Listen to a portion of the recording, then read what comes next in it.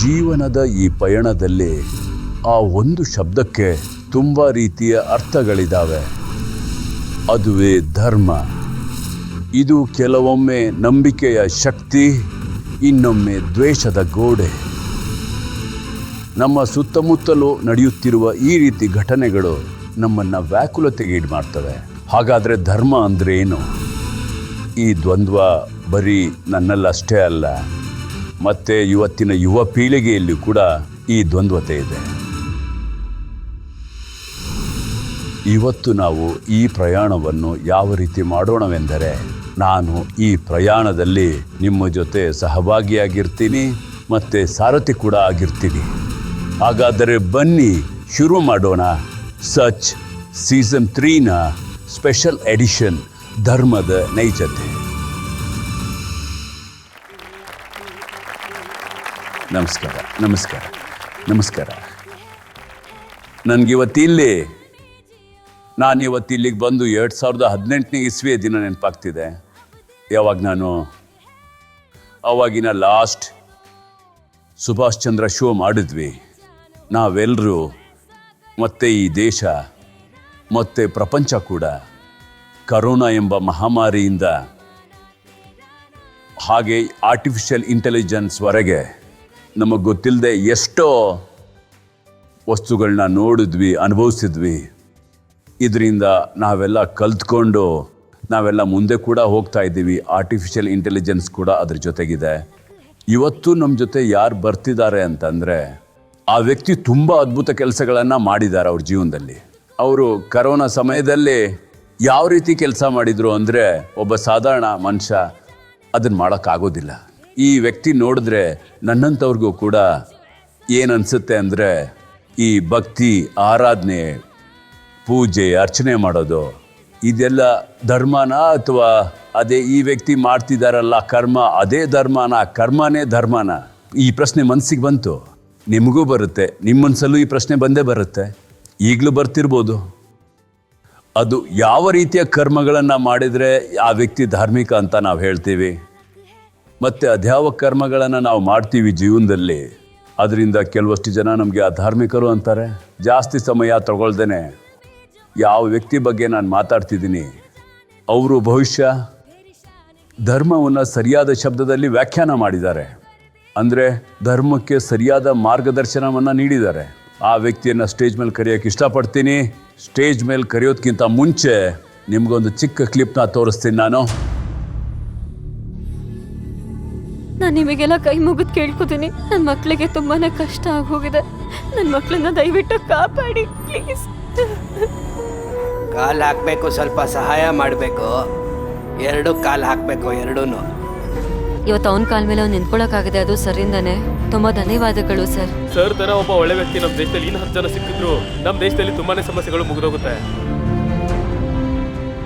ಮಾನವತೆಯನ್ನು ನಿಭಾಯಿಸಿದಾತ ಕೇಳಿದರೆ ಇದುವೇ ನನ್ನ ಕರ್ಮವಯ್ಯ ಎಂದ. ಇವ್ರು ಮಾಡ್ತಾ ಇರೋ ಕೆಲಸ ತುಂಬಾನೇ ಒಳ್ಳೆ ಕೆಲಸ. ಧರ್ಮ ಮಾಡ್ತಾ ಇದ್ದಾರೆ, ಜನರನ್ನ ಮೀಟ್ ಮಾಡ್ತಾ ಇದ್ದಾರೆ. ರೀಲ್ ಹೀರೋ ಇಂದ ರಿಯಲ್ ಹೀರೋ ಆಗೋವರೆಗೂ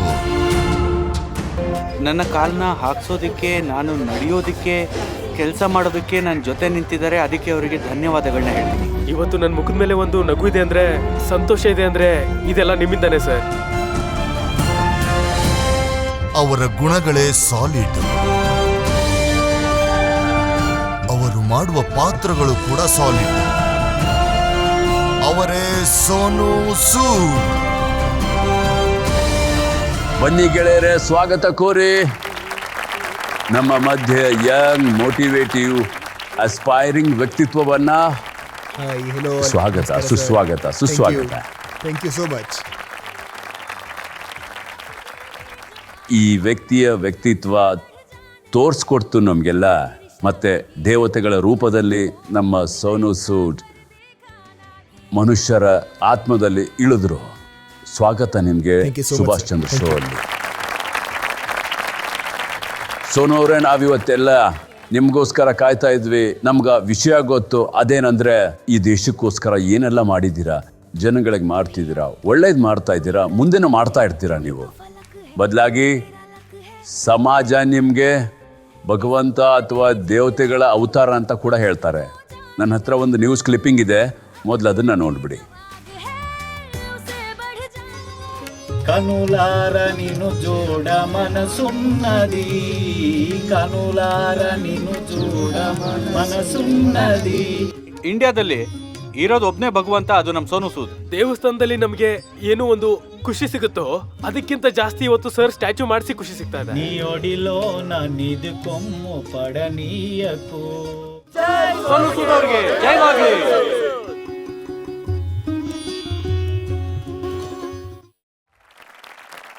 ಥ್ಯಾಂಕ್ ಯು ಸೋ ಮಚ್. ನೋಡಿದ್ರ ಜನ ನಿಮ್ಮನ್ನ ದೇವರು ಅಥವಾ ಭಗವಂತ ಅಂದ್ಕೊಂಡು ಪೂಜೆ ಮಾಡೋದು ಕೂಡ ಶುರು ಮಾಡಿಬಿಟ್ಟಿದ್ದಾರೆ. ಇದನ್ನೆಲ್ಲ ಕೇಳಿದಾಗ ನಿಮ್ಗೆ ಹೇಗೆ ಅನಿಸುತ್ತೆ ಸೋನು ಅವರೇ? ಸರ್ ಎಂಬರೇಸಿಂಗ್ ಆಗುತ್ತೆ ನನಗೆ ಇದು. ಐ ಡೋಂಟ್ ಥಿಂಕ್ ಸೊ ನಾನು ಡಿಸರ್ವ್ ಮಾಡ್ತೀನಿ ಅಂತ, ಬಟ್ ಐ ಫೀಲ್ ಬ್ಲೆಸ್ಡ್. ನನ್ನಮ್ಮ ಪ್ರೊಫೆಸರ್ ಆಗಿದ್ರು.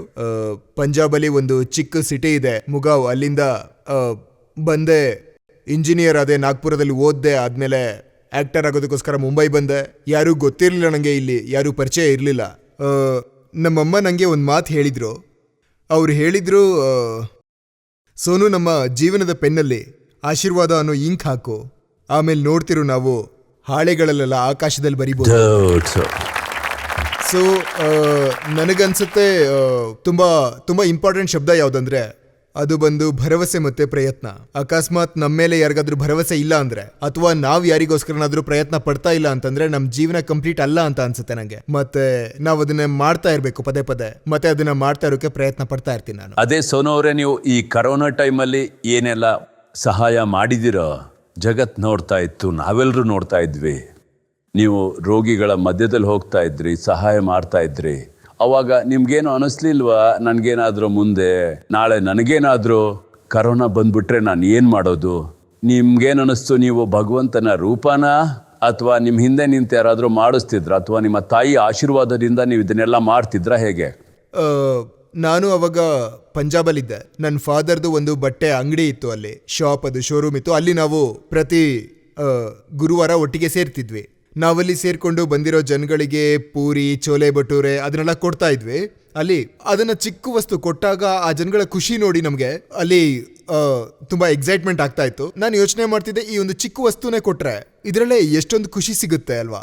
ಅಂಡ್ ಮೈ ಮದರ್ ಪೂರ್ತಿ ಜೀವನ ಮಕ್ಕಳಿಗೆ ಪಾಠ ಹೇಳ್ಕೊಡ್ತಿದ್ರು ಫ್ರೀ ಆಗಿ ದಿನ ರಾತ್ರಿ. ಅವಾಗ ನಾವು ಅವ್ರಿಗೆ ಹೇಳ್ತಿದ್ವಿ, ಅಮ್ಮ ರೆಸ್ಟ್ ಮಾಡಿ, ಸುಸ್ತಾಗ್ತೀರಾ ನೀವು, ಯಾಕೆ ಇಷ್ಟು ಕಷ್ಟಪಡ್ತೀರಾ ಅಂತ ಎಲ್ಲ. ಇಂಥದ್ದನ್ನೆಲ್ಲ ನಾನು ನೋಡ್ಕೊಂಡು ಬಂದಿದ್ದೆ ನಾನು ಚಿಕ್ಕವನಿದ್ದಾಗ. ನನಗೆ ಅದರ ಅನುಭವ ಈಗ ಆಗೋಕೆ ಶುರುವಾಯಿತು. ಯಾವ ರೀತಿ ಒಬ್ಬ ಅಪರಿಚಿತನ ಜೀವನನ ಬದಲಾಯಿಸುತ್ತೆ, ಅವನ ಮುಖದಲ್ಲಿ ಖುಷಿ ತರಿಸುತ್ತೆ ನಾವು ಮಾಡೋ ಕೆಲಸ. ಯಾವಾಗ ನಿಮಗೆ ಖುಷಿ ಸಿಕ್ತಾಗ ನನಗೆ ಅನ್ಸೋದಿಲ್ಲ.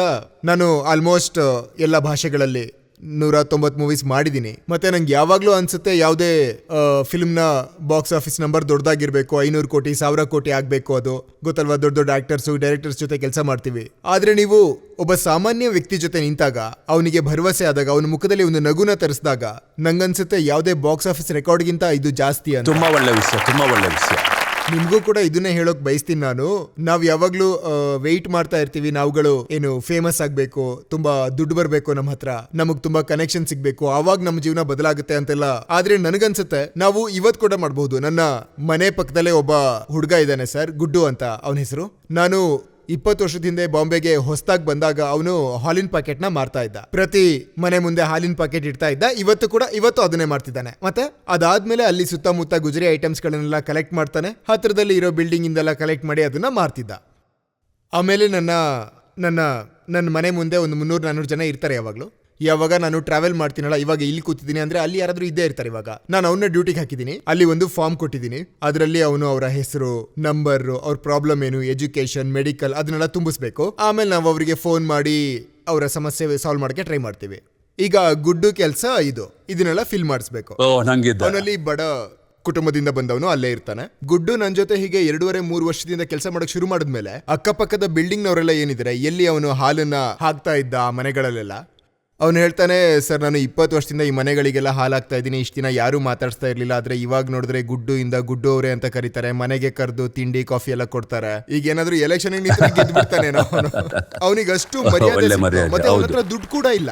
ಅದಕ್ಕೆ ನಾನು ನಿಮ್ಗೆಲ್ಲ ಏನ್ ಹೇಳ್ತೀನಿ ಅಂತಂದ್ರೆ, ಡೋಂಟ್ ವೆಯ್ಟ್ ನಾನು ಯಾವಾಗ ಮಾಡ್ಬೋದು ಅಂತ. ಬೇಸಿಕ್ ಕನೆಕ್ಷನ್ಸ್ ಅಂತಂದ್ರೆ ಡಾಟ್ ಕನೆಕ್ಟ್ ಮಾಡೋದಕ್ಕೆ ಟ್ರೈ ಮಾಡಿ ಮೊದಲು. ಅಲ್ಲಿ ನೀವು ಎಕ್ಸ್ಪರ್ಟ್ ಆಮೇಲೆ ನಿಮ್ಗೆ ಗೊತ್ತಾಗುತ್ತೆ, ಒಂಥರ ಗೊತ್ತಿಲ್ದಿರೋ ಬೇರೆ ಶಕ್ತಿ, ಬೇರೆ ಪವರ್ ನಿಮ್ ಒಳಗಡೆ ಬರುತ್ತೆ ಯಾರು ಗೊತ್ತಿಲ್ದಿರೋ ವ್ಯಕ್ತಿಗೆ ಸಹಾಯ ಮಾಡಿದಾಗ. ಒಂದೊಂದ್ಸರಿ ಜನರನ್ನ ಕೇಳ್ತಾರೆ, ಸೋನು ನೀನ್ ಹೇಗ್ ಇದನ್ನೆಲ್ಲ ಮೇಂಟೈನ್ ಮಾಡ್ತೀಯಾ, ಪೂರ್ತಿ ಇಂಡಿಯಾದಲ್ಲೇ ನಿನ್ ಕೆಲಸ ನಡೀತಾ ಇದೆ. ನಾನು ಹೇಳ್ತೀನಿ, I would never think to call somebody I don't know for somebody I don't know. ನಾವ್ ಯಾವಾಗ್ಲೂ ಹೇಳ್ತಾ ಇರ್ತೀವಿ, ಯಾರಿಗಾದ್ರೂ ಫೋನ್ ಮಾಡ್ಬೇಕು ಅಂತಂದ್ರೆ ಅದು ಗೊತ್ತಿಲ್ಲದೆ ಇರೋರಿಗೆ ಒಂದ್ ರೀತಿ ಹಿಂಜರಿಕೆ ಆಗುತ್ತೆ. ಹೌದು ಆಗುತ್ತೆ, ಆದ್ರೆ ನಿಮ್ಗೆ ಆ ರೀತಿ ಆಗಲ್ಲ. ನಾನಂತೂ ಇವತ್ತು ಕೂಡ ಫೋನ್ ಮಾಡ್ತೀನಿ ಯಾರಿಗ್ ಬೇಕಾದ್ರೂ. ನಾನು ಕೊರೋನಾ ಟೈಮಲ್ಲಂತೂ ಸುಮಾರು ಚೀಫ್ ಮಿನಿಸ್ಟರ್ಗಳಿಗೆ ಫೋನ್ ಮಾಡಿದೀನಿ, ಅವರಿಗೆ ನಾನು ಯಾರು ಅಂತ ಗೊತ್ತೇ ಇರ್ಲಿಲ್ಲ. ಅವಾಗ ಏನಂತಾರೆ ಫೋನ್ ಮಾಡಿಸ್ತಿದ್ದೆ, ಕೆಲಸ ಆಗೋಗ್ತಿರೋದು. ಸರ್ ನಾನು ಇವತ್ತು ಅದನ್ನೇ ಟ್ರೈ ಮಾಡ್ತಾ ಇದ್ದೀನಿ, ಮಾಡ್ತಾ ಇರ್ತೀನಿ. ಸೋನವ್ರೆ, ಅದೇ ನೀವು ನಟನೆಯಲ್ಲಿ ಇಷ್ಟು ಬ್ಯುಸಿ ಇರ್ತೀರಾ, ತುಂಬ ಬ್ಯುಸಿ ಇರ್ತೀರಾ. ಪ್ರೊಡ್ಯೂಸರ್ ಡೈರೆಕ್ಟರ್ಸ್ಗೆ ತುಂಬ ಸಮಯ ಕೊಡ್ಬೇಕು ನೀವು, ಯಾಕಂದರೆ ನೀವು ಪಾತ್ರನ ನಿಭಾಯಿಸಬೇಕು. ಅದಕ್ಕೆ ಅಲ್ಲಿ ತುಂಬ ಲೇಟ್ ಕೂಡ ಆಗ್ಬಿಡುತ್ತೆ. ಆದರೂ ಕೂಡ ನೀವು ಇದಕ್ಕೆ ಹೇಗೆ ಟೈಮ್ ಕೊಡ್ತೀರಾ ಹೇಳಿ? ಸರ್ ನಾನು ಪರಮಾರ್ಥಕ್ಕೋಸ್ಕರ ಟೈಮ್ನ ಕೊಡೋದು ಅದು ಅದು ಅದು ಅದು ತುಂಬ ತುಂಬ ತುಂಬ ಲಾಸ್ಟಲ್ಲಿ ಬರುತ್ತೆ. ಪ್ರಿಯಾರಿಟಿ ಎಲ್ಲರೂ ಮಾಡ್ಬೇಕು ಅನ್ಕೋತಾರೆ, ಆದರೆ ಅದು ಲಾಸ್ಟ್ ಪ್ರಯಾರಿಟಿ ಆಗಿರುತ್ತೆ. ಆದರೆ ನೀವು ಅದನ್ನ ಮೊದಲನೇ ಪ್ರಯಾರಿಟಿ ಮಾಡ್ಕೊಂಡಿದ್ದೀರಾ. ಸರ್ ಹೌದು, ನನಗೆ ಅನುಭವ ಆಗಿದೆ. ಏನಂದ್ರೆ ನಾವು ಸೊಸೈಟಿಗೆ ಏನಾದರೂ ವಾಪಸ್ ಕೊಡಬೇಕು ಅಂತಂದ್ರೆ ಅದೆಲ್ಲ ತುಂಬ ಶಾರ್ಟ್ ಲಿವ್ಡ್. ನಾನು ನಿಮ್ಮ ಹತ್ರ 1 ಗಂಟೆ ಮಾತಾಡ್ತೀನಿ, ಅವಾಗ ಫುಲ್ ಚಾರ್ಜ್ ಆಗಿಬಿಡ್ತೀನಿ, ಫುಲ್ ಜೋಶ್ ಬಂದ್ಬಿಡುತ್ತೆ, ಮನೆಗೆ ಹೋಗಿ ನಾನು ಇದನ್ನ ಮಾಡಬೇಕು ಅಂತ ಅನ್ಕೋತೀನಿ. ಆದ್ರೆ ಮಾರನೇ ದಿನ ನೀವು ಬಿಸಿ ಆಗಿಬಿಡ್ತೀರಾ, ಅದ್ರ ಮಾರನೇ ದಿನ ಯಾರ್ದೋ ಬರ್ತ್ಡೇ ಬರುತ್ತೆ, ಬಿಸಿ ಆಗ್ತೀರಾ. ಹಾಗೆ ಹೋಗ್ತಾ ಒಂದಷ್ಟು ದಿನ ಕಳೆದ ಮೇಲೆ ಏನ್ ಅನ್ಸುತ್ತೆ ಅಂತಂದ್ರೆ ನಾವು ಅನ್ಕೊಂಡಿದ್ದೆಲ್ಲ ಹಾಗೆ ಫೇಡ್ ಔಟ್ ಆಗ್ತಾ ಹೋಗುತ್ತೆ. ಒಂದಿನ ಅದು ಅಳ್ಸೋಗ್ಬಿಡುತ್ತೆ. ಒಂದು ಜರ್ನಿ ಶುರು ಮಾಡಿದೀನಿ ಅಂದ್ಮೇಲೆ ಮಧ್ಯೆ ನಿಲ್ಬಾರ್ದು, ನಡೀತಾ ಇರಬೇಕು. ಮತ್ತೆ ಅದಕ್ಕೆ ಟ್ರೈ ಮಾಡ್ತೀನಿ. ತುಂಬಾ ಒಳ್ಳೇದು, ತುಂಬಾ ಒಳ್ಳೇದು. ಸರ್ ನಿಮ್ಗೂ ಒಂದು ಪ್ರಶ್ನೆ ಕೇಳಬೇಕು ನಾನು. ನೀವು ಕೂಡ ಯಾವಾಗಲೂ ಬ್ಯುಸಿ ಆಗಿರ್ತೀರಾ, ಆದ್ರೂ ನಿಮ್ಮೊಳಗೆ ಆ ನಿರ್ಧಾರ, ಆ ಪ್ರೇರಣೆ ಹೇಗ್ ಬರುತ್ತೆ? ನಾನು ಕೂಡ ಜೀವನನ ಬದಲಾಯಿಸಬೇಕು, ಇನ್ನೊಬ್ರದ್ದು, ನಾನು ಜನಗಳನ್ನ ಇನ್ಸ್ಪೈರ್ ಮಾಡಬೇಕು. ನಿಮ್ಗೆ ಪ್ರೇರಣೆ ಅದು ಎಲ್ಲಿಂದ ಸಿಗುತ್ತೆ ಸರ್ ನಿಮ್ಗೆ? ನೋಡಿ, ಯಾವಾಗ ಝೀ ಅನ್ನೋದು ಆರಂಭ ಆಯಿತೋ ಅವಾಗಲೂ ಕೂಡ ನಾನು ನೋಡಿಕೊಂಡು ಸುಮಾರು ಜನ ಹೇಳಿದ್ರು ಈ ಐಡಿಯಾ ಇಂಡಿಯಾದಲ್ಲಿ ವರ್ಕ್ ಆಗಲ್ಲ ಅಂತ. ಭಾರತದಲ್ಲಿ ಟೆಲಿವಿಷನ್ ಚಾನೆಲ್ನ ನಡೆಸೋದು ತುಂಬ ಕಷ್ಟದ ಕೆಲಸ, ಮತ್ತು ಕಾನೂನು ತೊಡಕುಗಳು ತುಂಬ ಇದ್ವು. ಅದು ಹೇಗೆ ಶುರುವಾಯಿತು. ಆದರೆ ಶುರುವಾದಾಗ ನಮ್ಮ ಗೋಡೌನಲ್ಲಿ ಕೂಡ 7 ಕೋಟಿ ಲೆಟರ್ಸ್ ನಮ್ಮ ಗೋಡೌನಲ್ಲಿ ಇನ್ನೂ ಬಿದ್ದಿವೆ ನೋಡಿ, ಪೋಸ್ಟ್ ಕಾರ್ಡ್ ಲೆಟರ್ಸ್ ಎಲ್ಲ. ಅಂದರೆ 1992 ಅವಾಗ ಅಂದರೆ ಜಸ್ಟ್ ಇಂಟರ್ನೆಟ್ ಶುರುವಾಗಿತ್ತು. ಜನ ಅವಾಗ ಪತ್ರ ಬರೀತಿದ್ರು, ಜನಗಳು ಝೀ ಟಿ ವಿ ಓನರ್ಶಿಪ್ ತೊಗೊಂಡಿದ್ರು. ಮತ್ತು ಯಾರೋ ಹಾಲೆಂಡಿಂದ ಯಾರೋ ಪತ್ರ ಬರೀತಾರೆ, ಮತ್ತು ಅಮೇರಿಕಾದಿಂದ ಪತ್ರ ಬರೀತಿದ್ದಾರೆ, ಮತ್ತು ಹಾಲೆಂಡಿಂದ ಒಬ್ಬ ಮಹಿಳೆಯ ಪತ್ರ ಬಂತು. ನೋಡಿ ಸರ್, ನನಗೆ ಕ್ಯಾನ್ಸರ್ ಪೇಷಂಟ್ ಅಂತ ಹೇಳಿದ್ದಾರೆ, ನಾನು ಇನ್ನೇನು 3 ತಿಂಗಳಲ್ಲಿ ಸತ್ತೋಗ್ತೀನಿ ಅಂತ ಹೇಳಿದ್ದಾರೆ. ಏನು ಮಾಡೋಕ್ಕಾಗುತ್ತೆ? ಆದರೆ ಕುದ್ರತ್ ಅನ್ನೋ ಪ್ರೋಗ್ರಾಮನ್ನು ನಾನು ಟೆಲಿವಿಷನಲ್ಲಿ ನೋಡಿದಾಗ, ಝೀ ಟಿ ವಿ ಅನ್ನೋ ಭಾರತೀಯ ಚಾನಲಲ್ಲಿ ನಾನು ಆ ಚಾನಲ್ ನೋಡ್ತಾ ನನ್ನ ಕ್ಯಾನ್ಸರು ಕ್ಯೂರ್ ಆಗೋಯ್ತು. ನಾನಿನ್ನೂ ಬದುಕಿದ್ದೀನಿ ಕೂಡ, 2 ವರ್ಷದಿಂದ ಆರಾಮಾಗಿದ್ದೀನಿ. ಅದೇ ಜನಗಳಿಂದ ಪ್ರೇರಣೆ ಸಿಕ್ತು. ಮತ್ತು ಚಾನಲ್ ತುಂಬ ಚೆನ್ನಾಗಿತ್ತು, ಕಂಪ್ನಿ ಚೆನ್ನಾಗಿ ಬೆಳೀತಿದೆ, ಮುಂದೆನೂ ಹಾಗೆ ಬೆಳೆಯುತ್ತೆ. ಇವತ್ತು ಕೂಡ 175 ಕೋಟಿ ಜನ ಝೀನ ನೋಡ್ತಾರೆ. ಖಂಡಿತ. ಅದು ದೇಶದಲ್ಲಿ ಅಥವಾ ವಿದೇಶದಲ್ಲಿ. ನಾವು ವಿದೇಶದಲ್ಲಿ ಕೂಡ ಈ ವಿಷಯ ಸುಮಾರು ಜನಕ್ಕೆ ಗೊತ್ತಿಲ್ಲ. ಪಬ್ಲಿಕ್ ಪ್ಲಾಟ್ಫಾರ್ಮಲ್ಲಿ ಮೊದಲೇ ಸಾರಿ ಹೇಳ್ತಿರೋದು. 12 ಬೇರೆ ವಿದೇಶಿ ಭಾಷೆಗಳಲ್ಲಿ ಕೂಡ ಝೀ ಟಿ ವಿ ಅನ್ನೋದಿದೆ. ಅವಾಗ ನಾನು ಅಂದ್ಕೊಂಡೆ ಏನಾದರೂ ಮಾಡಬೇಕು ಅಂತ. ಅವಾಗಲೇ ಈ ಶೋ ಶುರುವಾಯಿತು. ಜನ ಇದನ್ನು ತುಂಬ ಇಷ್ಟಪಟ್ಟರು, ನನಗೆ ಪ್ರೀತಿ ಕೊಟ್ಟರು, ಹಾಗೆ ಚಾನಲ್ಗೂ ಪ್ರೀತಿ ಕೊಟ್ಟರು. ಎಷ್ಟು ಚೆನ್ನಾಗಿತ್ತು ಅಂದರೆ ಅದನ್ನು ಶಬ್ದಗಳಲ್ಲಿ ವರ್ಣಿಸೋಕ್ಕಾಗೋದೇ ಇಲ್ಲ ನೋಡಿ. ಮತ್ತು ನಾನು ಇದನ್ನು ಒಂದು ಪ್ಲ್ಯಾಟ್ಫಾರಮ್ ಅಥವಾ ಒಂದು ಹೆಸರಿಟ್ಟೆ ಇದಕ್ಕೆ. ಅಂದರೆ ನಿಮ್ಮ ರೀತಿ ಹೆಸರಿಟ್ಟಿಲ್ಲ, ಬೇರೆ ರೀತಿಯಾಗಿ ನನ್ನದೊಂದು ಚಿಕ್ಕ ಅಳಿಲೆ ಸೇವೆ ಅಷ್ಟೇ. ನಾನು ಇದ್ರ ಜೊತೆ ಇನ್ನೊಬ್ಬ ಸಾರಥಿನೂ ಹುಡುಕೊಂಡೆ ನನ್ನ ಜೀವನಕ್ಕೋಸ್ಕರ. ನಿಮ್ಗೇನಾದರೂ ಸಮಸ್ಯೆ ಇದ್ದರೆ ಪತ್ರ ಬರೀರಿ, ನಾವು ಪ್ರಯತ್ನ ಪಡ್ತೀವಿ ಅದಕ್ಕೆ ಪರಿಹಾರ ಕಂಡುಹಿಡಿಯೋಕೆ. ಎಂತ ಮಾತು ಸರ್, ಥ್ಯಾಂಕ್ ಯು. ಏನಂದ್ರೆ ಸರ್ ಮಾತಿಂದ ನನಗೆ ಆ ಲೈನ್ ನೆನ್ಪು ಬರುತ್ತೆ. ಯಾವುದಂದ್ರೆ ಉತ್ಸಾಹ ಇಟ್ಕೊಳ್ಳಿ. ಒಂದು ಸಮಯ ಹೇಗೆ ಬರುತ್ತೆ ಅಂದರೆ, ವಾಚ್ ಬೇರೆಯವ್ರದ್ದಾಗಿದ್ರು ಕೂಡ ಟೈಮು ನಿಂದೆ ಆಗಿರುತ್ತೆ. ಹೌದೌದು, ನಿಜ. ಯಾರ್ದೋ ವಾಚ್ ಇರುತ್ತೆ, ಆದರೆ ಟೈಮ್ ನಿಂದಾಗಿರುತ್ತೆ. ಅದೇ ಸರ್, ನನಗೂ ನಿಮ್ಮನ್ನು ನೋಡಿದ್ರೆ ಅನ್ಸುತ್ತೆ ನಿಮ್ಮಂತ ಜನಗಳು ಬೇಕು, ಜನಗಳನ್ನ ಇನ್ಸ್ಪೈರ್ ಮಾಡೋದಕ್ಕೆ. ಅಂಡ್ ನನಗೆ ಇವತ್ತು ಅನ್ಸುತ್ತೆ ಯೂತ್ ಕೂಡ ನಿಮ್ಮ ಮಾತುಗಳನ್ನ ಕೇಳಿ ಇನ್ಸ್ಪೈರ್ ಆಗಿ ಇಲ್ಲಿಂದ ಹೊರಗಡೆ ಹೋಗ್ತಾರೆ ಅಂತ. ಅಲ್ಲಿ ಹೋಗಿ ಹೇಳ್ತಾರೆ ನಾವು ಕಲ್ತು ಬಂದಿದ್ದೀವಿ ಅಂಡ್ ನಾವು ಅದನ್ನ ನೆಕ್ಸ್ಟ್ ಜನರೇಷನ್ಗೆ ಕ್ಯಾರಿ ಮಾಡ್ತೀವಿ ಕೂಡ. ಹೌದು, ಖಂಡಿತ ನಿಜ. ನಾನು ನಿಮಗೆ ಒಂದು ಪ್ರಶ್ನೆನ ಕೇಳ್ತೀನಿ. ನೀವು ಕೂತಿದ್ದೀರಾ ಇಲ್ಲಿ, ಅದೇ ಧರ್ಮದ ಬಗ್ಗೆ ವ್ಯಾಖ್ಯಾನ ಇವ್ರು ಮಾಡಿರೋದು ಸರಿನಾ ಅಥವಾ ಬೇರೆ ಏನಾದರೂ ಇದೆಯಾ? ಕರ್ಮ ಮಾಡೋದೇ ಧರ್ಮನ ಅಥವಾ ಇನ್ನೇನಾದ್ರೂ ನಾನು ನಿಮ್ಮನ್ನ ಕೇಳಬೇಕು ಅನ್ಕೊಂಡಿದ್ದೀನಿ. ಇದ್ರ ಬಗ್ಗೆ ಏನು ಹೇಳ್ತೀರಾ? ಧರ್ಮದ ಸರಿಯಾದ ಅರ್ಥ ಏನು? ನನ್ನ ಪ್ರಕಾರ ಧರ್ಮ ಅಂತಂದ್ರೆ ಅದು ನಿಮ್ಮ ಕೊನೆಯ ಒಂದು ಇಲ್ಯೂಷನ್ ಆಗಿರುತ್ತೆ, ಮತ್ತೆ ಒಂದು ಭ್ರಮೆ ಆಗಿರುತ್ತೆ. ಅದರ ನಿಜ ಏನು ಅಂತ ಗೊತ್ತಾದಾಗ ನಿಮಗೆ ಮತ್ತೇನು ತಿಳ್ಕೊಳ್ಳೋದಕ್ಕೆ ಇಷ್ಟ ಆಗಲ್ಲ. ಅದಾದ್ಮೇಲೆ ನೀವು ನಿಮ್ಮ ಕಾಲ್ ಮೇಲೆ ನಿಂತ್ಕೋತೀರಾ, ಆಮೇಲೆ ನಿಮಗೆ ಯಾವುದೇ ತರಹದ ಕ್ವಶನ್ಸ್ ಇರಲ್ಲ, ಒಳ್ಳೆ ದಾರಿಯಲ್ಲಿ ಜೀವನ ಶುರು ಮಾಡ್ತೀರಾ. ನನ್ನ ಪ್ರಕಾರ ಈ ಧರ್ಮ ಅಂದ್ರೆ ನಮ್ಮ ಹೃದಯದಲ್ಲಿ ಕರುಣೆ ಬರುತ್ತಲ್ಲ, ಅವಾಗ ಏನೇ ನಿರ್ಧಾರ ತಗೊಂಡ್ರು ಅದು ನನಗೆ ಧರ್ಮ ಅನ್ಸುತ್ತೆ. ಆ ಕರುಣೆನಲ್ಲಿ ನಾವು ಇಡೀ ಪ್ರಪಂಚದ ಬಗ್ಗೆ ಯೋಚನೆ ಮಾಡ್ತೀವಿ. ಅದರಲ್ಲಿ ಏನು ಒಂದು ಒಳ್ಳೆ ಪಾಸಿಟಿವ್ನೆಸ್ ಇರುತ್ತಲ್ಲ, ಅದು ನಮ್ಮ ಕರ್ಮದಲ್ಲಿ ರಿಫ್ಲೆಕ್ಟ್ ಆಗುತ್ತೆ. ತುಂಬ ಒಳ್ಳೆ ಮಾತು, ತುಂಬ ಒಳ್ಳೆ ಮಾತು. ಸೂಪರ್. ಕರುಣೆಯಲ್ಲಿ ವ್ಯಕ್ತಿ ತನ್ನಿಂದ ತಾನೇ ಧಾರ್ಮಿಕನಾಗ್ಬಿಡ್ತಾನೆ. ತುಂಬ ಒಳ್ಳೆ ಮಾತು ಸರ್. ನೀವು ಕೂಡ ಹೇಳಿ ಸರ್, ಅಂದ್ರೆ ನಿಮ್ಗೆ ಎಕ್ಸ್ಪೀರಿಯನ್ಸ್ ತುಂಬಾ ಜಾಸ್ತಿ ಇದೆ. ನಿಮ್ಮ ಪ್ರಕಾರ ಏನು? ಯಾವಾಗ ನಾವು ಧರ್ಮದ ಬಗ್ಗೆ ಮಾತಾಡೋಕೆ ಶುರು ಮಾಡ್ತೀವೋ ಆವಾಗ ಒಂದು ಹೆಸರು ಬರುತ್ತೆ. ಯಾವಾಗಲೂ ಸಾಮಾನ್ಯ ವ್ಯಕ್ತಿನ ಕೇಳಿದಾಗ ಯಾವ ಹೆಸರು ಬರುತ್ತೆ? ಭಗವಂತ. ಹೌದು ಅಲ್ವೋ? ಆದರೆ ಭಗವಂತ ಅನ್ನೋದು ನನ್ನ ಪ್ರಕಾರದಲ್ಲಿ ಬೇರೆನೇ ಇದೆ ಸೋನು ಅವರೇ. ಜನ ತಿಳ್ಕೊಂಡ ಹಾಗೆ ಭಗವಂತನ ವ್ಯಾಖ್ಯಾನ ಬೇರೆ ಇದೆ. ಅಂದರೆ ಭ ಇಂದ ಭೂಮಿ ಮಣ್ಣು,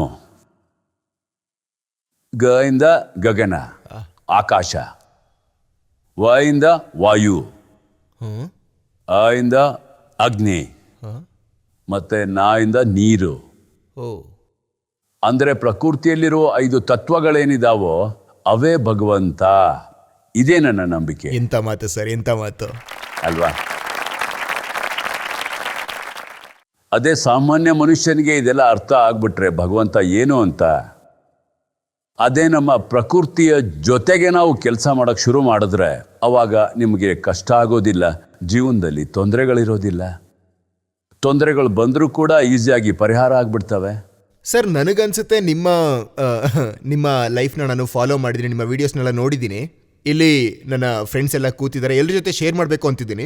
ನಾವು ಜೀವನದಲ್ಲಿ ತುಂಬಾನೇ ಪ್ಲಾನಿಂಗ್ ಮಾಡ್ತೀವಿ. ಮೊದಲು ಓದನ್ನ ಮುಗಿಸ್ತೀನಿ, ಆಮೇಲೆ ಈ ಕೆಲಸ ಮಾಡ್ತೀನಿ, ಆಮೇಲೆ ನನಗೆ ಇದು ಸಿಗುತ್ತೆ ಲೈಫಲ್ಲಿ. ಪೂರ್ತಿ ಜೀವನಕ್ಕೆ ಈ ಥರ ಪ್ಲಾನಿಂಗ್ ಇರುತ್ತೆ. ನನ್ನ ಜೀವನದ ಎಕ್ಸ್ಪೀರಿಯನ್ಸ್ ಏನಂದ್ರೆ ಸರ್, ನನಗೆ ನಮ್ಮ ಪ್ರೊಫೆಸರ್ ಆಗಿದ್ರು, ಅವಾಗ ಓದೋದು ತುಂಬ ಮುಖ್ಯ ಆಗಿತ್ತು. ಡಾಕ್ಟರ್, ಇಂಜಿನಿಯರ್ ಯಾವ ಪ್ರೊಫೆಷನ್ ಇದೆಯೋ ಹಾಗೆ ಇಂಜಿನಿಯರ್ ಆಗಿಬಿಟ್ಟೆ. ಪ್ರಪಂಚ ಆ ಡೆಸ್ಟಿನಿ ಏನಿತ್ತು ನನ್ನ ಆ್ಯಕ್ಟಿಂಗ್ ಕರಿಯರ್ಗೆ ಕರ್ಕೊಂಬಂತು.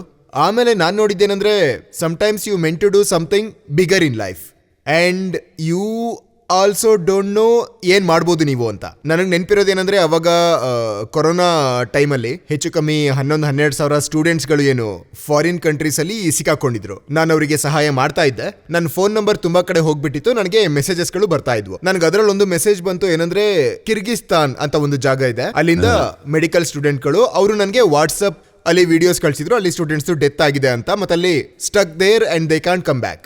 ಸೊ ನಾನು ನೋಡಿದೆ ಕಿರ್ಗಿಸ್ತಾನ್, ಅಲ್ಲಿಗೆ ನಾನು ಯಾವತ್ತೂ ಹೋಗೇ ಇಲ್ಲ, ಅಲ್ಲಿ ಯಾವುದು ಕನೆಕ್ಷನ್ ಇಲ್ಲ, ನಂಗೆ ಗೊತ್ತೇ ಇಲ್ಲ. ನಾನು ಇಲ್ಲಿ ಕೆಲಸದಲ್ಲೇ ಬಿಸಿ ಆದೆ, ಹಾಗೆ ಅದನ್ನ ಇಗ್ನೋರ್ ಮಾಡಿಬಿಟ್ಟಿದೆ ನಾನು. ಆಮೇಲೆ ನನಗೆ ಒಬ್ರು MP ಇದ್ದಾರೆ ಮಧ್ಯಪ್ರದೇಶದವರು, ಅವರು ನನಗೆ ಫೋನ್ ಮಾಡಿದ್ರು, ಸೋನು ನನ್ನ ಮಗ ಕೂಡ ಅಲ್ಲಿ ಸಿಕ್ಕಾಕೊಂಡಿದ್ದಾನೆ, ಸ್ವಲ್ಪ ಸಹಾಯ ಮಾಡು. ನಾನು ಹೇಳಿದೆ, ಸರ್ ನೀವ್ MP, ನಾನು ಹೇಗೆ ಸಹಾಯ ಮಾಡ್ಲಿ ಸರ್?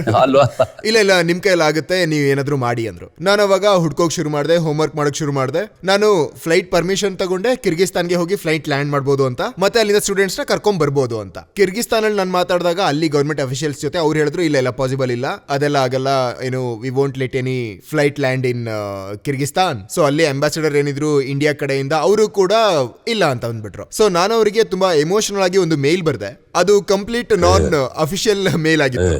ನಾನು ಹೇಳಿದ್ದೆ, ಒಂದು ಒಳ್ಳೆ ಅವಕಾಶ ಸಿಗ್ತಿದೆ ನಮಗೆ to save life and I think we can do that. ಆದ್ರೆ ನೀವು ಅಲ್ಲಿ don't follow the rule books, ಆ ರೂಲ್ ಇದೆ, ಫ್ಲೈಟ್ ಬರಲ್ಲ, ಅದೆಲ್ಲ ಮರ್ತ್ಬಿಡಿ. ಫ್ಲೈಟ್ ನ ನಾನು ಭಾರತದಿಂದ ಕಳಿಸ್ತೀನಿ, ನೀವು ಬರೀ 2 ಗಂಟೆ ಪರ್ಮಿಷನ್ ಕೂಡ, ಅಷ್ಟೊತ್ತಿಗೆ ಸ್ಟೂಡೆಂಟ್ಸ್ ನ ಕರ್ಕೊಂಡ್ ಬರ್ತೀನಿ. ಸೊ ಹುಕ್ಕರ್ ಬೈ ಕ್ರೂಕ್ ಅವ್ರು ನನಗೆ ಬ್ಲೆಸ್ಸಿಂಗ್ಸ್ ಏನೋ ಅವ್ರು ನನಗೆ ಮೇಲ್ ವಾಪಸ್ ಮಾಡಿದ್ರು. ಅವ್ರು ಹೇಳಿದ್ರು, ಸರಿ 2 ಗಂಟೆ ಟೈಮ್ ಕೊಡ್ತೀವಿ, ಅಷ್ಟ್ರಲ್ಲಿ ನೀವು ಸ್ಟೂಡೆಂಟ್ಸ್ ನ ಕರ್ಕೊಂಡ್ ಬರ್ಬೇಕು. ನಾನು ಸ್ಟೂಡೆಂಟ್ಸ್ ನ ಕರ್ಕೊಂಡ್ ಬಂದೆ. 169 ಸ್ಟೂಡೆಂಟ್ಸ್ ನ ನಾವು ಕರ್ಕೊಂಡ್ ಬಂದ್ವಿ ಕಿರ್ಗಿಸ್ತಾನಿಂದ ಫಸ್ಟ್ ಫ್ಲೈಟ್ ಅಲ್ಲಿಂದ ಹಾರಿದ್ದು. ಮತ್ತೆ ಸರ್ ಅಲ್ಲಿ ಕಿರ್ಗಿಸ್ತಾನ್ನಿಂದ ಫ್ಲೈಟ್ ಹಾರಿದ್ಮೇಲೆ, so Kyrgyzstan, Kazakhstan, Uzbekistan, Georgia, Philippine, Russia, ಈ ಎಲ್ಲ 6 ಕಂಟ್ರಿಗಳಿಂದ 11-12 ಸ್ಟೂಡೆಂಟ್ಸ್ ಏನಿದ್ರು ಒಬ್ರಿಗೊಬ್ರು ಕನೆಕ್ಟೆಡ್ ಇದ್ರು, ಅವರು ಗ್ರೂಪ್ ಮಾಡೋದಕ್ಕೆ ಶುರು ಮಾಡಿದ್ರು, ನನ್ನನ್ನು ಆ ಗ್ರೂಪ್ಗೆ ಆಡ್ ಮಾಡಿದ್ರು. ಮತ್ತೆ ಹಂಗೆ ದಡ ಅಂತ ಮೆಸೇಜ್ಗಳು ಒಂದೇ ಸರಿ 1000 ಮೆಸೇಜ್ಗಳು ಬಂದ್ವು. ನಾನು ಇದು ಫೋನಿಗೆ ಏನಾಯ್ತಪ್ಪ ಅಂತ ನೋಡ್ತಾ ಇದ್ದೀನಿ. ಪಾಸಿಬಲ್ ಇಲ್ಲ ಇಷ್ಟೊಂದು ಜನ ಒಟ್ಟಿಗೆ ಕರ್ಕೊಂಬರೋದು. ಸೊ ನೀವು ನಿಮ್ಮ ದೇಶದಿಂದ ಒಬ್ರು ಇಬ್ರು ಲೀಡರ್ಸ್ ನ ಮಾಡಿ ನನಗೆ ಕೊಡಿ. ಸೊ ಎಲ್ಲರೂ ಅವ್ರ ಕಂಟ್ರಿಗೆ ಲೀಡರ್ಸ್ ಅಂತ ಮಾಡ್ಕೊಂಡ್ರು. ಮತ್ತೆ ಆಮೇಲೆ ನೀವು ನಂಬಲ್ಲ ಸರ್, ಯಾವ ದೇಶಕ್ಕೆ ನಾನು ಇಲ್ಲಿವರೆಗೂ ಹೋಗೇ ಇಲ್ವೋ ಅಲ್ಲಿಗೆ ಫ್ಲೈಟ್ ಹೋಯ್ತು, ಅಲ್ಲಿಂದ ಸ್ಟೂಡೆಂಟ್ಸ್ ನ ಕರ್ಕೊಂಡ್ ಬಂದ್ವಿ. ಮತ್ತೆ ಹೇಗಿದೆಲ್ಲ ಮಾಡಿದೆ ಇವತ್ತಿನವರೆಗೂ ನನಗೆ ಗೊತ್ತಿಲ್ಲ ನಿಮ್ಗೆ. ಸೊ ಐ ಥಿಂಕ್ ಅನ್ಸುತ್ತೆ ಅದೇ ನಮ್ಮ ಧರ್ಮ ಆಗಿತ್ತು, ಅದು ನಮ್ಮ ಹತ್ರ ಇಷ್ಟೆಲ್ಲ ಕೆಲಸ ಮಾಡಿಸ್ತು. ತುಂಬಾ ಜನ ಇವತ್ತು ನನ್ನ ಜೊತೆ ಟಚ್ ಅಲ್ಲಿ ಇದ್ದಾರೆ. ಯಾರೆಲ್ಲ ಅವಾಗ ಆ ಜರ್ನಿಲಿ ನನ್ನ ಜೊತೆ ಸೇರ್ಕೊಂಡಿದ್ರು, ಬಹುಶಃ ಅದೇ ಧರ್ಮ ಇವತ್ತು ನಮ್ಮ ಹತ್ರ ಈ ಕರ್ಮ ಮಾಡಿಸ್ತಾ. ತುಂಬಾ ಒಳ್ಳೆ ವಿಷಯ ಹೇಳಿದ್ರಿ ನೀವಿವತ್ತು. ಈ ಧರ್ಮ, ಅದೇ ಆ ಯುವಕ ಹೇಳ್ದಾಗೆ ಕರುಣೆ ಅನ್ನೋದು ನಿಮ್ಮ ಒಳಗಿದ್ರೆ, ಅದೇನಂದ್ರೆ ಸೋನು ಅವರೇ, ಪ್ರಕೃತಿನೇ ತನ್ನ ಕೆಲಸ ಮಾಡೋದಕ್ಕೆ ಶುರು ಮಾಡಿಬಿಡುತ್ತೆ. ಹೇಗೆ ನಿಮ್ಮ ಮನಸ್ಸಿನಲ್ಲಿ ಕರುಣೆ ಜಾಗೃತವಾಗುತ್ತೋ ಆವಾಗ ಪ್ರಕೃತಿ ತನ್ನ ಕೆಲಸ ಮಾಡೋಕೆ ಶುರು ಮಾಡಿಬಿಡುತ್ತೆ. ಅದ್ರ ನಿಯಮ ಬದಲಾಗೋದಿಲ್ಲ. ನಿಮ್ಮ ಮನಸ್ಸಿನಲ್ಲಿ ನಿಸ್ವಾರ್ಥ ರೂಪದಲ್ಲಿ ಕರುಣೆ ಇದ್ರೆ ಪ್ರಕೃತಿ ನಿಮ್ಮ ಜೊತೆ ಇದ್ದೇ ಇರುತ್ತೆ. ಮತ್ತೆ ಇನ್ನೊಂದು ಕಡೆ, ನೀವು ಸಿಟ್ಟಿಂದ ಏನೋ ಹೇಳಿದ್ರಿ, ನಾನು ಮಾಡಲ್ಲ ಅಂತೇನೋ, ನಿಮಗೆ ಸಿಟ್ಟು ಬಂತು. ಸಿಟ್ಟು ಬಂದರೂ ಕೂಡ ಪ್ರಕೃತಿ ತನ್ನ ಕೆಲಸ ಮಾಡುತ್ತೆ. ಯಾವಾಗ ನಿಮಗೆ ಸಿಟ್ಟು ಬಂತೋ ನಿಮ್ಮೊಳಗೆ ಮತ್ತು ನಿಮ್ಮ ಮನಸ್ಸಿನೊಳಗೆ ಏನೋ ಒಂಥರ ತಲೆ ಬಿಸಿ ಆಗ್ಬಿಡುತ್ತೆ ನೋಡಿ. ಅದೇ ನಿಮ್ಮ ಪ್ರಕೃತಿ ನಿಮಗೆ ಮೊದಲು ಶಿಕ್ಷೆ ಕೊಡುತ್ತೆ ಆ ವಿಷಯಕ್ಕೆ. ಯಾಕಂದರೆ ನೀನು ಸಿಟ್ಟು ಮಾಡಿಕೊಂಡೆ ಸುಭಾಷ್ ಚಂದ್ರ ಅವ್ರ ಮೇಲೆ, ಅವ್ರಿಗೆ ಶಿಕ್ಷೆ ಆಗೇ ಆಗುತ್ತೆ. ಆಮೇಲೆ ನಿನ್ನ ಮೇಲೆ ನಿನಗೆ ನಷ್ಟ ಆಗುತ್ತೆ ನೋಡು. ಯಾಕಂದರೆ ನಿನ್ನ ಮನಸ್ಸಲ್ಲಿ ಯೋಚನೆ ಮಾಡೋ ಶಕ್ತಿನೇ ಇಲ್ಲದೆ ಇರೋಂಗಾಗುತ್ತೆ. ನೀವು ಮನಸ್ಸಲ್ಲಿ ಯಾರ ಬಗ್ಗೆ ಏನಾದರೂ ಆಡ್ಕೊಂಡ್ರೆ, ಯಾರ ಬಗ್ಗೆ ಏನಾದರೂ ಕೆಟ್ಟದಾಗ ಮಾತಾಡಿದ್ರೆ, ಅಥವಾ ಬೇರೆಯವ್ರಿಗೆ ಹಾಳಾಗಲಿ ಅಂತ ಬೇಡ್ಕೊಂಡ್ರೆ, ನೀವು ಅದ್ರ ಸ್ಕ್ರೀಮ್ ಮಾಡೋದಕ್ಕೆ ಶುರು ಮಾಡಿದ್ರೆ ಉಲ್ಟಾ, ಆವಾಗ ಪ್ರಕೃತಿ ನಿಮಗೆ ಶಿಕ್ಷೆ ಕೊಡೋದಕ್ಕೆ ಶುರು ಮಾಡುತ್ತೆ. ಅದರ ನಿಯಮ ಬದಲಾಗೋಲ್ಲ ನೋಡಿ. ಅದೇ ನೀವು ಕಳ್ಳತನ ಮಾಡಿರೋದಕ್ಕೆ ಅಥವಾ ಇನ್ನೇನೋ ಮಾಡಿರೋದಕ್ಕೆ ಸರ್ಕಾರ ನಿಮ್ಮನ್ನ ಕ್ಷಮಿಸ್ಬಿಡ್ಬೋದು, ಆದರೆ ಈ ಪ್ರಕೃತಿ ನಿಮ್ಮನ್ನ ಕ್ಷಮಿಸೋದಿಲ್ಲ. ಪ್ರಕೃತಿಯನ್ನ ಪಾಲಿಸೋದೇ ನಮ್ಮ ಧರ್ಮ ಕೂಡ. ಇದನ್ನ ನೀವೇ ಹೇಳ್ಕೊಟ್ಟಿದ್ದು ನೋಡಿ. ಸರ್, ನಿಮ್ಮ ಮಾತಿಗೆ ನೀವೇನು ಹೇಳಿದ್ರಲ್ಲ ಅದಕ್ಕೆ ಇನ್ನೊಂದು ಆ್ಯಡ್ ಮಾಡಕ್ಕೆ ಇಷ್ಟಪಡ್ತೀನಿ. ಏನಂದ್ರೆ ಯಾವಾಗ ನಾವು ಹೇಗೆ ಮಾಡ್ತೀವೋ, ಯಾವಾಗ ನಾವು ರಿಯಾಕ್ಟ್ ಮಾಡ್ತೀವೋ, ಕೋಪ ತೋರಿಸ್ತೀವೋ, ಯಾವುದಕ್ಕೆ ರಿಯಾಕ್ಟ್ ಮಾಡ್ತೀವೋ ಅವಾಗೆಲ್ಲ, ಸೊ ಹೀಗೆ ಯಾವಾಗ ನೀವು ಸೊಸೈಟಿಗೆ ಮತ್ತೆ ವಾಪಸ್ ಕೊಡ್ತಾ ಇರ್ತೀರೋ, ತುಂಬಾ ಇನ್ಸಿಡೆಂಟ್ಗಳು ನಡೀತವೆ. ಅಥವಾ ನಿಮ್ಗೆ ಎಕ್ಸ್ಪೀರಿಯನ್ಸ್ ಆಗುತ್ತೆ, ಕೋಪ ಬಂದ್ಬಿಡುತ್ತೆ, ಅಲ್ಲ ನಾನು ಇಷ್ಟೆಲ್ಲ ಮಾಡ್ತಿದ್ದೀನಿ, ಇವರು ಹೀಗೆ ರಿಯಾಕ್ಟ್ ಮಾಡ್ತಿದ್ದಾರಲ್ಲ. ಮತ್ತೆ ಒಂದೊಂದ್ಸರಿ ಏನಾಗುತ್ತೆ, ನಾನೊಂದು ಚಿಕ್ಕ ಎಕ್ಸಾಂಪಲ್ ಕೊಡ್ತೀನಿ ಸರ್. ಜೋಧ್ಪುರದೊಂದು ಕೇಸ್ ಇತ್ತು. ಅಲ್ಲಿ ಶಿವಮ್ ಅಂತ ಹೆಸರಿನ ಒಬ್ಬ ಹುಡುಗ ಇದ್ದ. ಅವನಿಗೆ ಲಿವರ್ ಟ್ರಾನ್ಸ್ಪ್ಲಾಂಟ್ ಮಾಡಿಸ್ತಾ ಇದ್ವಿ. ಅವನಿಗೆ 8 ವರ್ಷ. ಆ ಹುಡುಗಂಗೆ ಅವ್ರ ಅಪ್ಪ ಅಮ್ಮ 1.5 ಲಕ್ಷ ಅಮೌಂಟ್ ನ ಕಟ್ಟಿದ್ರು, ಆಲ್ರೆಡಿ ಕಟ್ಟಿದ್ರು. ಮತ್ತೆ ನಾವ್ ಹೇಳಿದ್ವಿ, ಹೀಗೆ ಯಾರ್ಯಾರಿಂದನೂ ನಮ್ಮ ಹತ್ರ ಬಂತು ಆ ವಿಷಯ, ಅವನನ್ನ ಕಾಪಾಡಬೇಕು ಅಂತ. ನಾನು ಅಪೋಲೋ ಹಾಸ್ಪಿಟಲ್ ಹೈದರಾಬಾದ್ ಅಲ್ಲಿ ಮಾತಾಡಿದೆ. ಅಲ್ಲಿ ಡಾಕ್ಟರ್ ವಿಜಯ್ ವರ್ಮಾ ಅಂತ ಅವರು ನನ್ನ ಹತ್ರ ಮಾತಾಡಿದ್ರು. ಸರ್, ನಂಗೆ ಇಲ್ಲಿ 6.5 ಲಕ್ಷ ಕೊಡ್ತಾರೆ ಸರ್ಜರಿಗೆ. ಅಪೋಲೋ ಹಾಸ್ಪಿಟಲ್ ಅಲ್ಲಿ ಡಾಕ್ಟರ್ ಫೀಸ್ ಅಷ್ಟು ಕೊಡ್ತಾರೆ, ಅದನ್ನ ನಾನು ತಗೊಳ್ಳಲ್ಲ. ಅಪೋಲೋ ಹಾಸ್ಪಿಟಲ್ ಅವ್ರು ಹೇಳಿದ್ರು, ನಾವು ಮೆಡಿಸಿನ್ ಫೀಸ್ ತಗೊಳ್ಳಲ್ಲ. ಅವಾಗ 28 ಲಕ್ಷ ಸರ್ಜರಿ, 18 ಲಕ್ಷದಲ್ಲಿ ಮುಗಿಯುತ್ತೆ, 10 ಲಕ್ಷ ಉಳಿಯುತ್ತೆ. ನನ್ನ ಪೇರೆಂಟ್ಸ್ ಹೇಳಿದೆ, ಇನ್ನೊಂದು ಸ್ವಲ್ಪ ಅಮೌಂಟ್ ಅಡ್ಜಸ್ಟ್ ಮಾಡಿ ನೀವು. ಅವ್ರು ಇನ್ನೊಂದು 2.5 ಲಕ್ಷ ಅಡ್ಜಸ್ಟ್ ಮಾಡಿದ್ರು. ಒಂದು 3-4 ಲಕ್ಷ ಅವರು ಕಟ್ತಂಗಾಯ್ತು. ನಾನು CM ಆಫೀಸಲ್ಲಿ ಮಾತಾಡಿ 10 ಲಕ್ಷ ಅಲ್ಲಿಗೆ ಕಟ್ಟಿಸ್ಬಿಟ್ಟೆ. ಆಮೇಲೆ ಉಳಿದಿದ್ದು 4 ಲಕ್ಷನ ನಾನು ಹಾಸ್ಪಿಟ್ಲಿಗೆ ಕಟ್ಟಿದೆ. ಸರ್ಜರಿ ಆಯ್ತು, ಮಗು ಉಳ್ಕೋತು. ಮನೆಗೆ ವಾಪಸ್ ಬಂದೆ. 1 ತಿಂಗಳಾದ್ಮೇಲೆ ನಂಗೆ ಬಿಲ್ ಬರೋಕ್ ಶುರು ಆದ್ವು. ಅದ್ರಲ್ಲಿ ನೋಡಿದೆ 14 ಲಕ್ಷದ ಬಿಲ್ಲು ನಂಗೆ ಬಂದ್ಬಿಟ್ಟಿದೆ. ಅಲ್ಲಿ ನಾನು ನೋಡಿದೆ 10 ಲಕ್ಷ CM ಆಫೀಸಿಂದ ಹೋಗಿದೆ. ಆಮೇಲೆ ನಾನು ಫೋನ್ ಮಾಡಿ ಕೇಳಿದೆ ಅವರಿಗೆ, ಅಲ್ಲಿ ತಪ್ಪೇನಾಗಿದೆ ಅಂತಂದ್ರೆ CM ಹಾಸ್ಪಿಟ್ಲಿಗೆ ಕೊಡ್ಬೇಕಿತ್ತು, ಅಪೋಲೋ ಹಾಸ್ಪಿಟ್ಲಿಗೆ ಕೊಡೋ ದುಡ್ಡನ್ನ ಅವ್ರ ಅಪ್ಪ ಅಮ್ಮಂಗೆ ಕಳಿಸ್ಬಿಟ್ಟಿದ್ದಾರೆ. ಅವ್ರ ಅಪ್ಪ ಅಮ್ಮಂಗೆ ಕೊಟ್ಟಿದ್ದಾರೆ. ನಾನು ಅವರಿಗೆ ಫೋನ್ ಮಾಡಿದೆ, ಮತ್ತೆ ಅವ್ರಿಗೆ ಹೇಳಿದೆ, ನೀವು 10 ಲಕ್ಷನ ಹಾಸ್ಪಿಟ್ಲಿಗೆ ಕಟ್ಬಿಡಿ ಅಂತ. ಅದಕ್ಕೆ ಅವ್ರು ಹೇಳ್ತಾರೆ, ಅಲ್ಲ ಸರ್, ನಾವಿನ್ನು ಮಗುನ ಬೆಳೆಸ್ಬೇಕಲ್ಲ. ಅದಕ್ಕೆ ನಾನು ಹೇಳಿದೆ, ಮಗು ಬೆಳೆಸೋದಲ್ಲ, ಮಗು ಉಳಿದಿದ್ದೆ ಹೆಚ್ಚು, ಹಾಸ್ಪಿಟ್ಲಿಗೆ ದುಡ್ಡು ಕಟ್ಟಿ ಅಂತ. ಅದಕ್ಕೆ ಅವ್ರು, ಇಲ್ಲ ಸರ್, ಎಲ್ಲ ಖರ್ಚಾಗಿದೆ. ನನಗೆ ಆ ಕೇಸ್ನ ಯಾರು ರೆಕಮೆಂಡ್ ಮಾಡಿದ್ನಲ್ಲ, ಆ ಜೋಧ್ಪುರದ ಹುಡುಗ, ಅವ್ನು ಫುಲ್ ಸಿಟ್ ಮಾಡ್ಕೊಂಡು, ಸೋನೋಣ ಇವರಿಗೆಲ್ಲ ಹೆಲ್ಪೇ ಮಾಡಬಾರ್ದು ನಾವು, ಹಂಗೆಲ್ಲ ಹೇಳ್ತಾ ಇದ್ದ. ಒಳ್ಳೇದ್ ಮಾಡಿದ್ರೆ ನೋಡಿ ಹೇಗಾಡ್ತಾರೆ ಅಂತ. ನಾನು ಹೇಳಿದೆ, ನೋಡು, ಇದು ನಮ್ಮ ಟೆಸ್ಟಿಂಗ್ ಪೀರಿಯಡ್.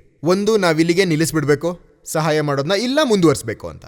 ನಾವು ಹಂಗೆ ಮುಂದುವರ್ಸ್ಕೊಂಡು ಹೋದ್ವಿ ಸರ್. ಆಮೇಲೆ ಇವತ್ತು ದೊಡ್ಡ ಹಾಸ್ಪಿಟಲ್ ಅಲ್ಲಿ ನಾನು ಅವರ ಬ್ರ್ಯಾಂಡ್ ಅಂಬಾಸಿಡರ್. ಅವ್ರ ಹತ್ರ ನಾನು ಫೀಸ್ ತಗೊಳ್ಳಲ್ಲ. ನಾನು ಅಲ್ಲಿ ಲಿವರ್ ಟ್ರಾನ್ಸ್ಪ್ಲಾಂಟ್ ಸರ್ಜರೀಸ್ ಇದ್ರೆ ಹೇಳ್ತೀನಿ, ಕಿಡ್ನಿ ಟ್ರಾನ್ಸ್ಪ್ಲಾಂಟ್ ಮಾಡಿಸ್ತೀನಿ. ಇವತ್ತು ನಾವು 100 ಸರ್ಜರೀಸ್ ನ ಮಾಡಿಸಿದ್ವಿ, ಮತ್ತೆ ಮಾಡಿಸ್ತಾ ಇರ್ತೀವಿ. ಸೊ ಐ ಥಿಂಕ್ ನೀವೇನು ಹೇಳಿದ್ರಲ್ಲ ಸರ್, ಆ ಮಾತನ್ನ ನಾವು ನೆನ್ಪಿಟ್ಕೋಬೇಕು. ನಾವು ಬೇರೆಯವರಿಗೆ ಸಹಾಯ ಮಾಡಿದ್ರು ಕೂಡ ಈ ತರ ಇನ್ಸಿಡೆಂಟ್ ಗಳೆಲ್ಲ ನಡೀತವೆ. ಅವಾಗೆಲ್ಲ ಇಲ್ಲ ಬಾಸ್, ಈ ರೀತಿ ಮಾಡಬಾರ್ದು ಅನ್ಸುತ್ತೆ. ಆದ್ರೆ ನೀವು 1000 ಸರಿ ಸಹಾಯ ಮಾಡಿದ್ರು ಕೂಡ ಜನ ಬಹುಶಃ ನೆನ್ಪಿಟ್ಕೊಳ್ಳಲ್ಲ. ಆದ್ರೆ 1 ಸರಿ ಸಹಾಯ ಮಾಡಿಲ್ಲ ಅಂತಂದ್ರೆ ಅದನ್ನ ಜನ ಯಾವತ್ತೂ ನೆನ್ಪಿಟ್ಕೋತಾರೆ. So please keep on doing the good work. ಒಳ್ಳೆ ಮಾತು. ನನಗೆ ಈಗ ನಂಬಿಕೆ ಬಂತು. ಅದೇ ಈ ವ್ಯಕ್ತಿಗೆ ಅಹಂಕಾರ ಅನ್ನೋದು ಬರೋದೇ ಇಲ್ಲ ಇಂತಹ ವ್ಯಕ್ತಿಗಳಿಗೆ, ಜನಗಳಿಗೆ ಸಹಾಯ ಮಾಡುವವರು. Thank you. ಇಲ್ಲಾಂದ್ರೆ ಏನು ಗೊತ್ತಾ, ನಾನು ನಿಮಗೋಸ್ಕರ ಒಂದು ಚಿಕ್ಕ ಕವನವನ್ನು ಯಾರೋ ಬರೆದಿದ್ದಾರೆ, ಅದನ್ನು ನಾನು ಓದ್ತಾ ಇದ್ದೀನಿ ನಿಮ್ಮ ಮುಂದೆ. ಹಾಡೋದಕ್ಕೆ ಪ್ರಯತ್ನ ಪಡ್ತೀನಿ, ಹಾಡುಗಾರ ಅಲ್ಲ ನಾನು. ಅದೇನಂದರೆ, ಮತ್ ಕರೋ ಮಾಯಾ ಕೋ ಅಹಂಕಾರ, ಮತ್ ಕರೋ ಕಾಯಾ ಕೋ ಅಭಿಮಾನ್. ಅದೇ ನಿಮ್ಮ ಹತ್ರ ಮಾಯಾ ಇದ್ರೆ ಅದ್ರ ಬಗ್ಗೆ ಅಹಂಕಾರ ಪಡಬೇಡಿ. ಅದೇ ನಿಮ್ಮ ಕಾಯ ಸುಂದರವಾಗಿದ್ರೆ ಅದ್ರ ಬಗ್ಗೆನೂ ಅಹಂಕಾರ ಪಡಬೇಡಿ. ಮತ್ ಕರೋ ಮಾಯಾ ಕೋ ಅಹಂಕಾರ, ಮತ್ ಕರೋ ಕಾಯಾ ಕೋ ಅಭಿಮಾನ್. कायागार से काची, कायागार से काची, जैसे ओसरा मोती. ಯಾವಾಗ ನೀರಿನ ಹನಿ ಕಪ್ಪೆ ಚಿಪ್ಪೊಳಗೆ ಬೀಳುತ್ತೋ ಆವಾಗ ಮುತ್ತಾಗ್ಬಿಡುತ್ತಲ್ವಾ, ಅದೇ ರೀತಿ ಕಾಯ ಬಗ್ಗೆ ನೀನು ಗರ್ವ ಪಡಬೇಡ, ಅದು ನಿನ್ನ ಶ್ರಮಕ್ಕೆ ತಕ್ಕ ಪ್ರತಿಫಲ. झोंका पवन का लग जाए, झपका पवन का लग जाए, ಕಾಯ ಧೂಲ್ ಹೋ ಜಾಸಿ. ಕಾಯ ದೂರವಾಗ್ಬಿಡುತ್ತೆ, ಅದಕ್ಕೆ ಅಹಂಕಾರ ಪಡಬೇಡ. ಎಂತ ಮಾತು ಸರ್, ತುಂಬಾ ಚೆನ್ನಾಗಿದೆ. Wow wow, super. ಸರಿ ಗೆಳೆಯರೆ, ಪ್ರಕೃತಿಯ ಬಗ್ಗೆ ಸ್ವಲ್ಪ ಮಾತಾಡೋಣ. ನಾನು ಮೊದಲೇ ಹೇಳಿದೆ ಪ್ರಕೃತಿ ತನ್ನ ಕೆಲಸ ಮಾಡುತ್ತೆ ಅಂತ. ಮತ್ತೆ ಪ್ರಕೃತಿನೇ ನನ್ನ ಪ್ರಕಾರ ಧರ್ಮ ಕೂಡ. ನನಗನ್ಸುತ್ತೆ ಸರ್, ನಾವು ಯಾವಾಗಲೂ ಇವತ್ತಂತೂ ಧರ್ಮದ ಅರ್ಥನೇ ಬದಲಾಯಿಸ್ಬಿಟ್ಟಿದ್ದಾರೆ ಜನರು. ಸೋಷಿಯಲ್ ಮೀಡಿಯಾದಲ್ಲಿ ಏನೇನೆಲ್ಲ ನೋಡಿ ಜನರು ಬದಲಾಯಿಸ್ಬಿಟ್ಟಿದ್ದಾರೆ. ಯಾವಾಗ ನಾವು ಬೇರೆ ಯಾರ್ದೋ ಜೀವನನ ಬದಲಾಯಿಸ್ತಿದೀವಿ ಅಂದ್ರೆ ಮೇಲಿರೋನು ನಿಮ್ಮ ಜೀವನನ ಬದಲಾಯಿಸ್ತಾನೆ. ಅವ್ನು ನಿಮಗೆ ಹೇಳೋಕ್ ಶುರು ಮಾಡ್ತಾನೆ ಏನ್ ಮಾಡಬೇಕು, ಹೇಗ್ ಮಾಡಬೇಕು. ಮತ್ತೆ ಅವನು ನಿಮಗೆ ಆಕ್ಚುಲಿ ಹೇಳ್ತಾನೆ ನಿಮಗೆ ಧರ್ಮ ಏನು ಅಂತ. ಸೊ ನನಗೆ ಅನ್ಸುತ್ತೆ, ನಿಮ್ಮನ್ನ ನೀವು ಯಾವತ್ತು ಲಿಮಿಟ್ ಅಲ್ಲಿ ಇಟ್ಕೋಬೇಡಿ. You never know what you are destined to do it. ತುಂಬಾ ಒಳ್ಳೆ ಮಾತು. ಅದೇ ಈಗ ಸೋನು ಅವರು ಒಂದು ಒಳ್ಳೆ ಅದ್ಭುತವಾದ ಮಾತನ್ನ ಹೇಳಿದ್ರು. ಯಾವಾಗ ನೀವು ಬೇರೆಯವ್ರಿಗೆ ಸಹಾಯ ಮಾಡ್ತಿರೋ ಆವಾಗ ಧರ್ಮನೂ ನಿಮ್ಮ ಜೊತೆ ಇರುತ್ತೆ, ಪ್ರಕೃತಿನೂ ನಿಮ್ಮ ಜೊತೆ ಇರುತ್ತೆ. ಆದರೆ ಒಂದು ಕಠಿಣವಾದ ಪ್ರಶ್ನೆ ಇದೆ ನನ್ನ ಮನಸ್ಸಲ್ಲಿ. ನಿಮಗೆ ಉತ್ತರ ಕೊಡೋದಕ್ಕೆ ಇಷ್ಟ ಇಲ್ಲ ಅಂದರೆ ಉತ್ತರ ಕೊಡಬೇಡಿ, ಕೊಡಬೇಕು ಅಂದರೆ ಕೊಡಿ. ಹೇಳ್ತೀನಿ ಸರ್. ನಮ್ಮ ದೇಶದಲ್ಲಿ ಧರ್ಮದ ಪರಿಭಾಷೆ ಅದೇ ಶಾಸ್ತ್ರದ ಪ್ರಕಾರ ನಾವು ಓದಿರೋ ಹಾಗೆ, ಅದೇ ವೇದದಲ್ಲಿ ಬರೆದಿರೋ ಹಾಗೆ ಎಲ್ಲರೂ ಹೇಳಿದ್ದಾರೆ ಧರ್ಮ ಅನ್ನೋದು ಸನಾತನ. ಅಂದರೆ ಸನಾತನ ಅಂದರೆ ಅದರ ಅರ್ಥ ಯಾವಾಗ ಸೃಷ್ಟಿಯ ರಚನೆ ಆಗಿದೆಯೋ, ಯಾವಾಗ ಭೂಮಿ ಅಗ್ನಿಯಿಂದ ತಂಪಾಗಿ ಆಮೇಲೆ ನೀರು ಬಂತು, ಅದ್ರ ಮೇಲೆ ಪ್ರಾಣಿ ಸಂಕುಲ ಎಲ್ಲ, ಸಸ್ಯ ಸಂಕುಲ ಎಲ್ಲ ಬಂದುವು, ಆವಾಗಿಂದ ಧರ್ಮ ಅದರ ಪರಿಭಾಷೆ ಆವಾಗಲೂ ಇತ್ತು, ಈಗಲೂ ಇದೆ, ಮತ್ತು ಮುಂಬರುವ ಲಕ್ಷಾಂತರ ವರ್ಷನೂ ಇರುತ್ತೆ. ಎಲ್ಲಿವರೆಗೂ ಸೃಷ್ಟಿ ಇರುತ್ತೋ ಅಲ್ಲಿವರೆಗೂ ಅದನ್ನು ಸನಾತನ ಧರ್ಮ ಅಂದರು. ಆದರೆ ನಮ್ಮಂಥವರು ಕಳೆದ 100 ವರ್ಷ, 200, 300 ಅಥವಾ 400 ವರ್ಷಗಳಿಂದ ಕೆಲವು ತಪ್ಪುಗಳಾದವು. ನಾವು ಕೇವಲ ದೇವಸ್ಥಾನಕ್ಕೆ ಹೋಗಿ ಪೂಜನೆ ಅರ್ಚನೆಗಳನ್ನು ಮಾಡೋದೇ, ಪ್ರಾರ್ಥನೆ ಮಾಡಿದ್ವಿ ಉದ್ಧಾರ ಮಾಡು ಅಂತ, ಅದನ್ನೇ ಸನಾತನ ಧರ್ಮ ಅಂತ ಅನ್ಕೊಂಡ್ಬಿಟ್ಟು. ಇದ್ರ ಬಗ್ಗೆ ನಿಮ್ಮ ಅಭಿಪ್ರಾಯ ಏನು? ಸರ್ ಖಂಡಿತ, ಐ ಥಿಂಕ್ ನಿಮ್ಮ ಪ್ರಶ್ನೆ ಒಳಗಡೆನೆ ಉತ್ತರ ಇದೆ. ಏನಂದ್ರೆ ನಾವು ಎಲ್ಲೋ ಒಂದ್ ಕಡೆ ಸಿಕ್ಕಾಕೊಂಡಿದೀವಿ ಸರ್. ಸೋಷಿಯಲ್ ಮೀಡಿಯಾ ನಮ್ಮ ಹತ್ರ ಬಂತು, ಅದು ತುಂಬಾ ವಿಷಯಗಳನ್ನ ಸುಲಭ ಕೂಡ ಮಾಡ್ತು. ಆದ್ರೆ ಎಲ್ಲೋ ಒಂದ್ ಕಡೆ ನಮ್ಮನ್ನ ಕರೆಕ್ಟ್ ಮಾಡೋಕೆ ಶುರು ಮಾಡ್ತು. ನಾವು ಅದನ್ನ ನೋಡೋಕ್ ಶುರು ಮಾಡಿದ್ವಿ, ಆಮೇಲೆ ಯಾರೋ ಎಲ್ಲೋ ಏನೋ ಹೇಳಿದ್ರು, ಅದು ನಮ್ಮ ಒಳಗಡೆ ಇಳಿಯೋಕ್ ಶುರು ಆಯ್ತು. ಮತ್ತೆ ಒಂದಷ್ಟು ಜನ ಅದನ್ನ ಫಾಲೋ ಮಾಡಕ್ ಕೂಡ ಶುರು ಮಾಡಿದ್ರು. ಸೊ ನನಗನ್ಸುತ್ತೆ, ನೀವು ಏನೇನು ಹೇಳಿದ್ರಲ್ಲ ಇವತ್ತು, ಈ ಸೃಷ್ಟಿಯ ರಚನೆ ಆಯ್ತು, ಇಲ್ಲಿ ಏನೋ ಮಾಡೋದಕ್ಕೆ ನಮ್ಮನ್ನ ಕಳ್ಸಿದ್ದಾರೆ.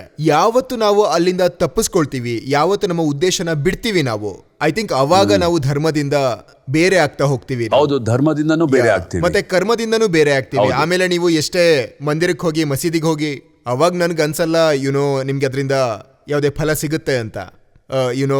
ಎಲ್ಲಿವರೆಗೂ ಪರೋಪಕಾರ ಮಾಡೋದಿಲ್ವೋ ನೀವು? ಇದು ಗೊತ್ತಲ್ವಾ, ನರಸೇವೆಯೇ ನಾರಾಯಣನ ಸೇವೆ ಅಂತ. ಇದನ್ನು ಕೂಡ ಬರ್ದಿದ್ದಾರೆ. 100%. ಸರ್ ನಂಗೆ ಎಕ್ಸ್ಪೀರಿಯನ್ಸ್ ಆಗಿದೆ ಇದು. ನಾನು ಸ್ವಲ್ಪ ಫೇಮಸ್ ಆದ ಆಕ್ಟರ್ ಅದೇ, ಸೌತಲ್ಲೂ ಫಿಲ್ಮ್ ಮಾಡಿದೆ. ಅವಾಗ ನನ್ನ ಹತ್ರ ನನ್ನ ಮ್ಯಾನೇಜರ್ ಇರ್ತಿದ್ನಲ್ಲ, ಅವ್ನು ಯಾವಾಗ್ಲೂ ಹೇಳ್ತಿದ್ದ, ಸರ್ ನೀವು ಒಳ್ಳೆ ಫಿಲ್ಮ್ಸ್ ಮಾಡ್ತಿದ್ದೀರಾ, ಬ್ರ್ಯಾಂಡ್ಗಳೆಲ್ಲ ಬರ್ಬೇಕಲ್ವಾ ನಿಮ್ಮ ಹತ್ರ, ಈಗ ಸ್ಟಾರ್ಗಳೆಲ್ಲ ಬ್ರ್ಯಾಂಡ್ಗಳನ್ನ ಆಡ್ ಮಾಡ್ತಾರಲ್ವಾ, ಅದೆಲ್ಲ ಬರ್ತಾ ಇಲ್ವಲ್ಲ? ನಾನು ಹೇಳ್ದೆ, ಇಲ್ಲ ನಾವು ಟ್ರೈ ಮಾಡ್ತಾ ಇದ್ವಿ, ಆದ್ರೆ ಬ್ರ್ಯಾಂಡ್ನವ್ರು ಏನ್ ಹೇಳ್ತಾರೆ ಅಂತಂದ್ರೆ, ಸೋನು ನೀವು ನೆಗೆಟಿವ್ ರೋಲ್ ತುಂಬಾ ಚೆನ್ನಾಗಿ ಮಾಡ್ತೀರಾ, ಆದ್ರೆ ಇಮೇಜ್ ತುಂಬಾ ನೆಗೆಟಿವ್ ಆಗಿರುತ್ತೆ, ಅದು ನಮ್ಮ ಬ್ರ್ಯಾಂಡ್ಗೆ ಸೂಟ್ ಆಗೋದಿಲ್ಲ ಅಂತೆಲ್ಲ ಹೇಳ್ತಿದ್ರು. ನಾನು ಓಕೆ ಇರ್ಲಿ ಬಿಡಪ್ಪ, ನಮ್ ಟೈಮು ಬರುತ್ತೆ, ಬರ್ಲಿ.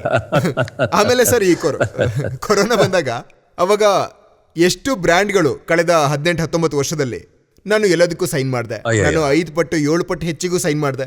ನಾನು ವಿದ್ಯುತ್ ಬ್ರ್ಯಾಂಡ್ಗೆ ಸೈನ್ ಮಾಡಿದಾಗ 16-17 ಹಳ್ಳಿಗಳಿಗೆ ಕರೆಂಟ್ ಹಾಕ್ಸಿದೆ. ಅದೇ ರೀತಿ ಮೆಡಿಕಲ್ ಬ್ರ್ಯಾಂಡ್ಗೆ ಸೈನ್ ಮಾಡಿದ್ರೆ ಮೆಡಿಕಲ್ ಹಾಕಿಸಿದೆ. ಯಾವ್ಯಾವ ಬ್ರ್ಯಾಂಡ್ಗೆ ನಾನು ಸೈನ್ ಮಾಡಿದ್ನೋ ಅವೆಲ್ಲ ಮೊಬೈಲ್ ಬ್ರ್ಯಾಂಡ್ಗೆ ಸೈನ್ ಮಾಡಿಸಿದಾಗ 5,000 ಮೊಬೈಲ್ನ ಹಂಚಿಸ್ಬಿಟ್ಟೆ. ಮತ್ತೆ ಲ್ಯಾಪ್ಟಾಪ್ ಆದಾಗ ಲ್ಯಾಪ್ಟಾಪ್ ಹಂಚಿಸಿದೆ. ನನ್ನ ಮೊದಲನೇ ರೂಲ್ ಏನು ಅಂತಂದ್ರೆ ಯಾವ ಬ್ರ್ಯಾಂಡ್ಗೆ ಸೈನ್ ಮಾಡ್ತೀನೋ ಸರಿ ನಾನು ಇದನ್ನ ಮಾಡ್ತೀನಿ, ಆದ್ರೆ ಬಡವರಿಗೆ ನೀವು ಏನ್ ಕೊಡ್ತೀರಾ, ಜನಗಳನ್ನ ನೀವೇ ಸೆಲೆಕ್ಟ್ ಮಾಡಿ ಬಡವರಿಗೆ ಏನ್ ಬಡವರಿಗೆ ಕೊಡ್ತೀರಾ? ಹಂಚಿ. ಸ್ಟಾರ್ಟಿಂಗ್ ಅಲ್ಲಿ ನಂಗೂ ಸ್ವಲ್ಪ ಸಮಸ್ಯೆಗಳಾಗ ಶುರು ಆಯ್ತು. ಕಾರ್ಪೊರೇಟರ್ ಇಲ್ಲ ಇದೆಲ್ಲ ನಮ್ಮ ರೂಲ್ಸ್ ಅಲ್ಲಿ ಇಲ್ಲ, ನಾವ್ ಈ ರೀತಿ ಮಾಡೋಕ್ ಆಗಲ್ಲ, we can't do this and all. ಅವಾಗ ನಾನು ಓಕೆ ಸರಿ ಆಮೇಲೆ ಮಾಡೋಣ ಬಿಡಿ. ಅವಾಗ ಅನ್ಕೊಂಡೆ ಅಲ್ಲ ಈ ಸಿಸ್ಟಮ್ ಈ ರೀತಿ ಇದೆಯಾ. ನಾನು ಹೇಳ್ದೆ ಅವ್ರಿಗೆ ನೀವೇ ಕೊಡಿ, ನನಗ್ ಬರೋದಷ್ಟು ಕೊಡೋಕ್ ರೆಡಿ ಇದೀನಿ, ನಂದಷ್ಟು ಅಲ್ಲೇ ಕೊಟ್ಬಿಡಿ. ಅದೇ ಕೆಲಸ ನೀವೇ ಮಾಡಿ. ನನ್ನ ಬ್ರ್ಯಾಂಡ್ ಅಂಬಾಸಿಡರ್ ಫೀಸ್ ಎಲ್ಲದನ್ನು ನಾನ್ ಬಿಡೋಕೆ ಬಿಡ್ತಾ ನಾನು ರೆಡಿ ಇದ್ದೇನೆ. ಅದನ್ನ ನೀವು ಮತ್ತೆ ಕೊಡೋದಕ್ಕೆ ನೀವೇ ರೆಡಿ ಇಲ್ಲ ಕೊಡೋದಿಲ್ಲ ಅಷ್ಟೇ, ಅವ್ರು ಕೊಡೋದಕ್ಕೆ ರೆಡಿ ಆಮೇಲೆ ಇಲ್ಲ. ನಿಧಾನಕ್ಕೆ ಆ ಸಿಸ್ಟಮ್ ಕ್ರಿಯೇಟ್ ಆಗ್ತಾ ಹೋಯ್ತು ಸರ್. ಮತ್ತೆ ಇವತ್ತು ಎಷ್ಟು ಬ್ರ್ಯಾಂಡ್ಗೆ ನಾನು ವರ್ಕ್ ಮಾಡ್ತೀನಿ ಅವರಿಗೆಲ್ಲ ಗೊತ್ತಿದೆ. ನನ್ನ ಹತ್ರ ಬಂದ್ರೆ ಏನಾದ್ರೂ ಇವನು ಯಾರಿಗಾದ್ರೂ ಕೊಡ್ಸ್ಬಿಡ್ತಾನೆ ಅಂತ. ಕೊಡಿಸ್ಬಿಡ್ತಾನೆ. ಹೌದು, ಒಳ್ಳೇದು, ತುಂಬಾ ಒಳ್ಳೇದು. ನನ್ನ ಪ್ರಶ್ನೆ ಏನು ಅಂದರೆ, ನೀವು ಅಷ್ಟೊಂದು ಸೇವೆ ಎಲ್ಲ ಮಾಡಿದಿರಲ್ಲ, ನಿಮಗೆ ಯಾಕೆ ಅನ್ಸಲ್ಲ ನೀವಿನ್ನ ಡಿಸರ್ವ್ ಮಾಡ್ತೀನಿ ಅಂತಲ್ಲ? Yeah what's your name? Arya. Arya. Yeah hi Arya, thank you so much. ನಾನು ಇಲ್ಲಿ ಕೂತಿದ್ದೀನಿ, ಅದು ಯಾರೋ ಆಶೀರ್ವಾದದಿಂದ ಕೂತಿದ್ದೀನಿ ಇಲ್ಲಿ. ನಾನು ಇದೆಲ್ಲ ಮಾಡೋಕ್ಕೆ ಶುರು ಮಾಡಿದಾಗ ನನಗೆ ಗೊತ್ತಿರಲಿಲ್ಲ ಇದ್ರ ರಿಸಲ್ಟ್ ಏನಾಗುತ್ತೆ ಅಂತ. ಆವಾಗ ನನಗೆ ಇಷ್ಟ ಆಗ್ತಿತ್ತು ಜನಗಳನ್ನು ಖುಷಿಯಾಗಿರೋದು ನೋಡೋದಕ್ಕೆ, ಅವರು ಜೀವನ ಉಳಿದಿದ್ದನ್ನ ನೋಡೋದಕ್ಕೆ, ಅವ್ರ ಮನೆಗೆ ಏನಾದರೂ ಕಳಿಸ್ತಾ. ಇವತ್ತು ಕೂಡ ಅವರ ಚಿಕ್ಕ ಮಕ್ಕಳು ಇದ್ರು, ಅವಾಗ ಅವ್ರು ಇವತ್ತು ಕೂಡ ವಾಟ್ಸಪ್ಪಲ್ಲಿ ಮೆಸೇಜ್ನ ಕಳಿಸ್ತಾರೆ ಅವ್ರ ಮಕ್ಕಳದು. ಅವರೆಲ್ಲ ಈಗ ಸ್ವಲ್ಪ ದೊಡ್ಡವರಾಗಿದ್ದಾರೆ. ನೀವೇನಾದರೂ ನನ್ನ ಮೊಬೈಲಲ್ಲಿ ನೀವು ಸರ್ಚ್ ಮಾಡಿದ್ರೆ ಲಿವರ್ ಅಂತ ಹುಡುಕಿದ್ರೆ ಒಂದು 3,000 ಲಿವರ್ ಸರ್ಚ್ ಆಗುತ್ತೆ. Liver transplant 1, liver transplant 2, migraine ಹುಡುಕಿದ್ರೆ migraine Bihar 1, migraine Bihar 2, migraine UP, ಈ ತರ ಎಲ್ಲ ನೇಮ್ಗಳು ಸೇವ್ ಆಗಿದಾವೆ. ಮತ್ತೆ ಏನಂದ್ರೆ ಅವ್ರು ಯಾರನ್ನೂ ನಾನು ಭೇಟಿನೂ ಆಗಿಲ್ಲ, ಯಾವತ್ತೂ ಭೇಟಿ ಆಗ್ಬೋದು ಅಥವಾ ಭೇಟಿ ಆಗದೇನೂ ಇರ್ಬೋದು. ಆದ್ರೆ ಅವ್ರು ಯಾವಾಗ ನನಗೆ ಮೆಸೇಜ್ ನ ಕಳಿಸ್ತಾರಲ್ಲ ಅವಾಗ ನನಗೆ ಅನ್ಸುತ್ತೆ ಇಲ್ಲ ನಾನು ಸರಿಯಾಗಿ ಮಾಡಿದೀನಿ, ಖುಷಿ ಇದೆ. And I was blessed one. ಏನಂದ್ರೆ ಭಗವಂತ ನಂಗೆ ಶಕ್ತಿ ಮತ್ತೆ ಆ ವಿಷನ್ ಕೊಟ್ಟಿದ್ದಾನೆ, ನಾನು ಮಾಡಬಲ್ಲೆ ಅಂತ. ನಾನು ಕೇಳಬೇಕಾಗಿತ್ತು, ನೀವು ತುಂಬಾ ಜನರಿಗೆ ತುಂಬಾ ಸಹಾಯ ಮಾಡಿದಿರ ಇದುವರೆಗೂ. So has there ever been a moment that someone has come up to you and said, sir ನೀವು ನಮಗೆ ಸಹಾಯ ಮಾಡಿದಿರಾ, ನಾವು ನಿಮಗೆ ಸಹಾಯ ಮಾಡ್ತೀವಿ ಅಂತ? I feel that every day. ನಾನು ಯಾವಾಗಲೇ ಬಂದರೂ ತುಂಬ ಜನಗಳು ಕೆಲವು ಆರ್ಟ್ ವರ್ಕ್ಗಳನ್ನ ತರ್ತಾರೆ, ಪೇಂಟಿಂಗ್ಗಳನ್ನ ಮಾಡ್ಕೊಂಡು ತರ್ತಾರೆ. ಯಾರೋ ನಡ್ಕೊಂಡು ದೂರದಿಂದ ಜಾರ್ಖಂಡ್, ಬಿಹಾರ್ ಅಲ್ಲಿಂದ ಎಲ್ಲ ಕೆಲವರು ಸೈಕಲಲ್ಲಿ ಬರ್ತಾರೆ. ಸೊ ಐ ಥಿಂಕ್ ಆ ಒಂದು ಗೆಸ್ಚರ್ ಏನಿದೆ ಅದು that also become kind of A chain that makes whole thing happen. ನಾನು ಒಬ್ಬನೇ ಮಾಡ್ತಾ ಇಲ್ಲ ಇದನ್ನೆಲ್ಲ, ಅವರು ಕೂಡ ಎಲ್ಲೋ ಒಂದ್ ಕಡೆ ಇದ್ರದ್ದು ಭಾಗ ಅದ್ರ ಆಗಿದ್ದಾರೆ. ಜೊತೆಗೆ ಯೂನಿವರ್ಸ್ ಕೂಡ ನಿಮ್ಗೆ ಸಹಾಯ ಮಾಡುತ್ತೆ. ಖಂಡಿತ ಸರ್, ಖಂಡಿತ. ಹೇಳ್ಬೇಕು ಅಂದ್ರೆ ಸರ್ ಈ ಒಂದು ಅವಕಾಶ ಏನಿದೆ ಇವತ್ತು, ಇದೇ ಒಂದು ದೊಡ್ಡ ಆಪರ್ಚುನಿಟಿ ಸರ್, ಹೇಳೋದಕ್ಕೆ, ಅರ್ಥ ಮಾಡಿಸೋದಕ್ಕೆ ಧರ್ಮ ಅಂದ್ರೇನು, ಕರ್ಮ ಏನು, ಹೇಗ್ ಮಾಡ್ಬೇಕು ಕೆಲಸನ. ಅಂಡ್ ನಿಮ್ಮಲ್ಲಿ ಇಷ್ಟು ವರ್ಷದಿಂದ ಈ ಶೋಸ್ನ ಮಾಡಿದ್ರಲ್ಲ ಸರ್, ಏನೋ ಒಂದು ಸೀಡ್ನ ನೀವು ಪ್ರತಿ ಶೋನಲ್ಲಿ ಖಂಡಿತವಾಗ್ಲೂ ನೆಟ್ಟಿರ್ತೀರಾ. ಹೇಗೆ ನೀವು ಮೋಟಿವೇಟ್ ಮಾಡ್ಬೋದು, ಹೇಗೆ ನೀವು ಧರ್ಮದ ಕರ್ಮದ ಪಾಲನೆ ಹೇಗೆ ಮಾಡೋದು ಅಂತ ಇವತ್ತು ಕೂಡ ಮಾಡ್ತಿದ್ದೀರಾ. ನಂಗೆ ಈಗ ಕೂಡ ರಿಯಲೈಸ್ ಆಗ್ತಿದೆ, ಇಲ್ಲಿ ಮಾತಾಡ್ತಾ ಇರಬೇಕಾದ್ರೆ ಈ ಸ್ಟೂಡೆಂಟ್ಸ್ ಹತ್ರ ಮಾತಾಡ್ತಾ ಇಲ್ಲಿ ಅವರ ಪ್ರಶ್ನೆಗಳನ್ನ ಕೇಳ್ತಾ ಇಲ್ಲ. ಏನಂದ್ರೆ ನಮ್ಮ DNA ಒಳಗಡೆನೇ ಇದೆ, ಅದು ನಮ್ಮ ಪೂರ್ತಿ ನಮ್ಮ ಸಿಸ್ಟಮ್ ಒಳಗಡೆನೇ ಇದೆ. ಮತ್ತೆ ಹೇಗೆ ಉಪಯೋಗಿಸ್ಕೋತೀವಿ, ಹೇಗೆ ಯೂಸ್ ಮಾಡ್ಕೋತೀವಿ, ಹೇಗೆ ಫಾಲೋ ಮಾಡ್ತೀವಿ, ಹೇಗೆ ನಾವು ಜನಗಳಿಗೆ ಆ ಮೆಸೇಜ್ನ ತಲುಪಿಸ್ತೀವಿ, ಅದೇ ನಮ್ಮ ಧರ್ಮ, ಅದೇ ನಮ್ಮ ಕರ್ಮ. ಐ ಥಿಂಕ್ ಇದೇ ಇವತ್ತು ಕೂಡ ನೀವು ಅದನ್ನ ಹೇಗೆ ಒಳಗಡೆಯಿಂದ ಹೊರಗಡೆ ತೆಗಿಯೋದು, ಅದನ್ನ ಹೊರಗೆ ಹೇಗೆ ತೆಗಿಯೋದು, ರೈಟ್, ಅದನ್ನ ಹೇಗೆ ಹೊರಗೆ ತರೋದು, ಇದೊಂದು ದೊಡ್ಡ ವಿಷಯನೇ. ಅದನ್ನ ಹೇಗೆ ಹೊರಗೆ ತರಬೇಕು ಅನ್ನೋದು ಕೂಡ. ಈ ವ್ಯಕ್ತಿ ಧರ್ಮದ ಪರಿಭಾಷೆಗೆ ಹೊಸ ವ್ಯಾಖ್ಯಾನನೇ ಮಾಡಿಬಿಡ್ತಾರೆ. ಪರೋಪಕಾರ ಮಾಡೋದು, ಬೇರೆಯವ್ರಿಗೆ ಸಹಾಯ ಮಾಡೋದು, ಬಡವರಿಗೆ ಹೆಲ್ಪ್ ಮಾಡೋದು, ಅದೇ ಧರ್ಮ. ಅದಕ್ಕೆ ನಾನು ಇವರಿಂದನೇ ಶುರು ಮಾಡಿದ್ದು. ಅದಕ್ಕೆ ಒಂದು ಮಾತನ್ನು ನಾನು ಹೇಳಕ್ಕೆ ಇಷ್ಟಪಡ್ತೀನಿ ಸೋನು ಅವರೇ. ಅದೇನೆಂದರೆ ಆ ಮಾತು ನಾನು ಸ್ವತಃ ಓನ್ ಎಕ್ಸ್ಪೀರಿಯನ್ಸ್ ಮಾಡಿದ್ದೀನಿ. ಆದರೆ ಇವತ್ತಿನ ಯುವ ಪೀಳಿಗೆ ತುಂಬ ಬುದ್ಧಿವಂತರು, ಅವ್ರ ಹತ್ರ ನಾಲೆಜ್ ಇದೆ, ಅವರ ಬೆರಳಲ್ಲಿ ಇನ್ಫಾರ್ಮೇಷನ್ ಇದೆ. ನಾವಿರಬೇಕಾದ್ರೆ ಅಷ್ಟೊಂದು ಇನ್ಫಾರ್ಮೇಷನ್ ಏನು ಇರಲಿಲ್ಲ ನಮಗೆ. ನೀವಿರಬೇಕಾದ್ರೆ ಸ್ವಲ್ಪ ಇತ್ತು, ಯಾಕಂದ್ರೆ ನೀವು ಸ್ವಲ್ಪ ಹೆಂಗಲ್ವಾ. ಅದಕ್ಕೆ ನನಗೆ ಸುಮಾರು ಪ್ರಶ್ನೆನ ಕೇಳ್ತಿದ್ರು, ಆದರೆ ನನಗೆ ಉತ್ತರ ಗೊತ್ತಿರಲಿಲ್ಲ ಅದ್ರ ಬಗ್ಗೆ. ನಾನು ಇವಾಗ ಈ ಚೇರ್ ಮೇಲೆ ಕೂತಿದ್ದೀನಲ್ವಾ, ಯಾವಾಗ ನಾನು ಪ್ರಶ್ನೆಗಳನ್ನು ಕೇಳ್ತೀನೋ ಅವಾಗ ಎಲ್ಲಿಂದ ಉತ್ತರ ಬರುತ್ತೆ ಅನ್ನೋದು ನಿಜವಾಗ್ಲೂ ನನಗೆ ಗೊತ್ತಿಲ್ಲ ನೋಡಿ. ಅವಾಗ ನಾನು ಬಾಯಿಂದ ಹೇಳ್ಬಿಡ್ತೀನಿ, ಆ ಉತ್ತರ ಸರಿಯಾಗಿರುತ್ತೆ. ಅದೇ ನಮ್ಮ ಶಾಸ್ತ್ರಗಳಲ್ಲಿ ಬರ್ದ ಹಾಗೆ ಯಾರು ವ್ಯಾಸಪೀಠದ ಮೇಲೆ ಕೂತು ಏನಾದರೂ ಹೇಳಿದ್ರೆ ಅದು ಸರಿಯಾಗಿರುತ್ತೆ. ಯಾಕಂದರೆ ಇದನ್ನು ನಾನು ಸ್ವತಃ ಅನುಭವಿಸಿ ಹೇಳ್ತಾ ಇದ್ದೀನಿ. ಅದಕ್ಕೆ ಒಳ್ಳೆ ಮಾತು ಸರ್. ನೀವು ಇಷ್ಟೆಲ್ಲ ಹೇಳಿದ್ರಲ್ಲ, ನಾನು ಚಿಕ್ಕ ಒಂದು AV ಪ್ಲೇ ಮಾಡಬೇಕು ಅಂತಿದ್ದೀನಿ sir. Please please. So we just want to see. Please. 8 ವರ್ಷದ ಹಿಂದೆ ನಾನು ಒಬ್ರ ಮನೆ ಸೊಸೆ ಆಗಿದ್ದೆ, ಯಾರಿಗೋ ಅತ್ತಿಗೆ ಆಗಿದ್ದೆ, ನಾನು ಹೆಂಡತಿ ಆಗಿದ್ದೆ, ತಾಯಿ ಆಗಿದ್ದೆ. ಇವತ್ತು ನಾನು ಇರೋದು ನನ್ನ ಹೆಸರಲ್ಲಿ. ನನಗೆ ಮೋಟಿವೇಶನ್ ಎಲ್ಲ ಸಿಕ್ಕಿದ್ದು ಅಲ್ಲಿಂದನೇ. ಅದು ನನ್ನ ಜೀವನದಲ್ಲೇ ನಾನು ಮಾಡಿದ ಫಸ್ಟ್ ಶೋ ಆಗಿತ್ತು ಅದು. ಆಮೇಲೆ ಮಧ್ಯದಲ್ಲಿ ಯೋಚನೆ ಮಾಡಿದೆ, ಇನ್ನೊಂದು 2 ಸಲ ಆ ಥರ ಏನಾದ್ರು ಶೋ ಆದ್ರೆ ನನ್ನ ಭಾವನೆಗಳನ್ನ ನನ್ನ ಮಹಿಳೆ ಜೊತೆ ಹಂಚ್ಕೋಬಹುದು ಅನ್ಕೊಂಡೆ. ನಾನು ಏನ್ ಮಾಡಿದೀನಿ, ನಾನು ಮಾಡಿರೋ ಒಳ್ಳೆ ಕೆಲಸಗಳಾಗಿರ್ಬೋದು, ಶೇರ್ ಮಾಡ್ಕೋಬಹುದು. ತುಂಬಾ ಸಮಯದಿಂದ ಇದೆಲ್ಲ ಬಂದಿದ್ದಿಲ್ಲ. ನಮಗೆ ಅನ್ನಿಸ್ತಾ ಇದೆ ಇದೆಲ್ಲ ಮತ್ತೆ ಬರ್ಲೇಬೇಕು ಅಂತ, ಮತ್ತೆ ಅದು ಶುರು ಆಗ್ಲೇಬೇಕು. ಪರಿಸ್ಥಿತಿ ನಮ್ ಕೈಲಿರೋದಿಲ್ಲ. ಪರಿಸ್ಥಿತಿ ಹೇಗ್ ಬರುತ್ತೋ ಹಾಗೆ ಬರೋದು. ಆ ಪರಿಸ್ಥಿತಿಯಿಂದ ಹೊರಗಡೆ ಬರಬೇಕು. ಸಮಾಜಕ್ಕೆ ಆದರ್ಶ ಉದಾಹರಣೆಯನ್ನ ಮುಂದೆ ಇಡುವಂತ ಅವಶ್ಯಕತೆ ಇದೆ. ಅದರಿಂದ ಅವ್ರಿಗೆ ಪ್ರೇರಣೆ ಸಿಗತ್ತೆ, ಪ್ರೋತ್ಸಾಹ ಸಿಗತ್ತೆ. ಜೀವನವನ್ನ ಪಾಸಿಟಿವ್ ಆಗಿ ಜೀವಿಸೋದಕ್ಕೆ ಒಂದು ದಾರಿ ಕಾಣಿಸುತ್ತೆ. ಇಂಥ ಶೋನ ಅವಶ್ಯಕತೆ ನಮ್ಗಿದೆ. ಎಲ್ಲಿ ಕೆರಿಯರ್ ಮತ್ತು ಕುಟುಂಬ ವ್ಯವಸ್ಥೆ ಇದರ ಸಂತುಲನವನ್ನ ಹೇಗ್ ಮಾಡೋದು. ನಾನ್ ಯಾವಾಗ ಅವ್ರನ್ನ ಕೇಳಿದ್ನೋ ಅವ್ರು ಹೇಳಿದ್ರು ಅಕಾಡೆಮಿಕ್ ಹೋಗ್ತೀವಿ ಅಂತ. ಹಂಗಂದ್ರೆ ಏನಂತ ಕೇಳ್ದೆ. ಅದು ಕ್ಲಬ್ ಆಗಿರತ್ತೆ, ಅಲ್ಲಿ ಕಿಕ್ ಬಾಕ್ಸಿಂಗ್ ಹೇಳ್ಕೊಡ್ತಾರೆ ಅಂತ ಹೇಳಿದ್ರು. ಅವಾಗ ಅನಿಸ್ತು ನಾನು ಹೋಗ್ಬೇಕು ಅದ್ಭುತ ಅಂತ. ಅದ್ಭುತ. ನಿನಗೆ ಅದರ ಕೀ ಸಿಕ್ಬಿಡ್ತು. ಎಸ್ ಸರ್, ನಂಗೆ ಹೆಂಗ್ ಅನಿಸ್ತು ಅಂದ್ರೆ ನನ್ ಕೈಯಲ್ಲೇ ಕೀ ಇದೆ ಅನ್ನೋ ತರ. ಅಂದ್ರೆ ಎಲ್ಲಾನು ನನ್ ಕೈಯಲ್ಲೇ ಇದೆ ಅನ್ನಿಸ್ತು. ನನ್ಗೆ ತುಂಬಾ ಖುಷಿ ಆಯ್ತು. ಯಾರೆಲ್ಲ ನಮ್ ತರ ಸ್ಟ್ರಗಲ್ ಮಾಡಿದ್ರಲ್ಲ, they were invited in that show. ನನಗೆ ತುಂಬಾನೇ ಖುಷಿ ಆಯ್ತು, ಮನ್ಸ್ ಬಿಚ್ಚಿ ಮಾತಾಡಕ್ಕಾಯ್ತು ನಮ್ಗೆಲ್ಲಾನು ಅಲ್ಲಿ. ಲೈಫಲ್ಲಿ ಒಂದು ಪ್ರಿನ್ಸಿಪಲ್ ಇರಬೇಕು, ಅದು ಸೇ ನೋ ಟು ಇಂಜಸ್ಟಿಸ್. ನೀವು ಯಾವುದನ್ನ ಇಂಜಸ್ಟಿಸ್ ಅನ್ಕೊಂತಿರೋದು. ಕ್ಲಾಸ್ನಲ್ಲಿ ಯಾವಾಗಲೂ ನನ್ನ ಸ್ನೇಹಿತರು ನನ್ನ ದಡ್ಡ ಅಂತ ಕರಿತಾ ಇದ್ರು. ನನಗೆ ಅವಾಗ ಇದರಿಂದ ಲಾಭ ಏನಾಯ್ತು ಅಂದ್ರೆ, ಜನ ನನ್ನ ಹತ್ರ ತಾವಾಗೆ ಬರ್ತಾ ಇದ್ರು, ನನ್ನ ಹತ್ರ ಮಾತಾಡ್ತಾ ಇದ್ರು, ವಿಷಯಗಳನ್ನ ಹಂಚ್ಕೊಂತಾ ಇದ್ರು. ಇದರಿಂದ ನನ್ನ ಮಾರಲ್ ತುಂಬಾನೇ ಜಾಸ್ತಿ ಆಯ್ತು. DSC ಶೋ ತುಂಬಾನೇ ಒಳ್ಳೇದು. ಇದು ನಿಲ್ಬಾರ್ದು, ಇದು ಕಂಟಿನ್ಯೂ ಆಗ್ತಾ ಇರಬೇಕು. I think we should. Thank you very much. Thank you Sonu ಅವರೇ. ತುಂಬ ಒಳ್ಳೇದಾಯ್ತು ನೀವು ಬಂದಿತ್ತು. ಇದು ನಾವು ಓದಿ ಹೇಳ್ತೀನಿ. ಈಗ ನಾನು ಪೂರ್ತಿ ನಿಷ್ಠೆಯಿಂದ ನನ್ನ ಧರ್ಮವನ್ನು ಪಾಲಿಸ್ತೀನಿ, ಮತ್ತು ನಿಮ್ಮೆಲ್ಲರ ಮಧ್ಯ ಧರ್ಮದ ನಿಜವಾದ ಅರ್ಥವನ್ನು ಹುಡ್ಕೋದಕ್ಕೆ ನಾನು ಪ್ರಯತ್ನ ಪಡ್ತೀನಿ. ನಾನು ಸಮಾಜದಲ್ಲಿ ಹರಡಿರುವ ಅಂಧವಿಶ್ವಾಸ, ಆಡಂಬರಗಳನ್ನು, ಅನಾಚಾರಗಳ ವಿಷಯಗಳ ಬಗ್ಗೆ ಯಾವುದು ಸರಿ ಯಾವುದು ತಪ್ಪು ಅದ್ರ ಮೇಲೆ ಚರ್ಚೆ ಮಾಡ್ತೀನಿ. ಯಾಕಂದರೆ ಸಮಾಜಕ್ಕೆ ಒಂದು ಒಳ್ಳೆ ದಾರಿ ಸಿಗಲಿ. ನಮ್ಮ ನಿರ್ಧಾರಗಳು ನಮ್ಮ ಸ್ವಯಂಕೃತ. ಇದಕ್ಕೆ ಸತತ ಪ್ರಯತ್ನ ಮಾಡ್ತೀನಿ.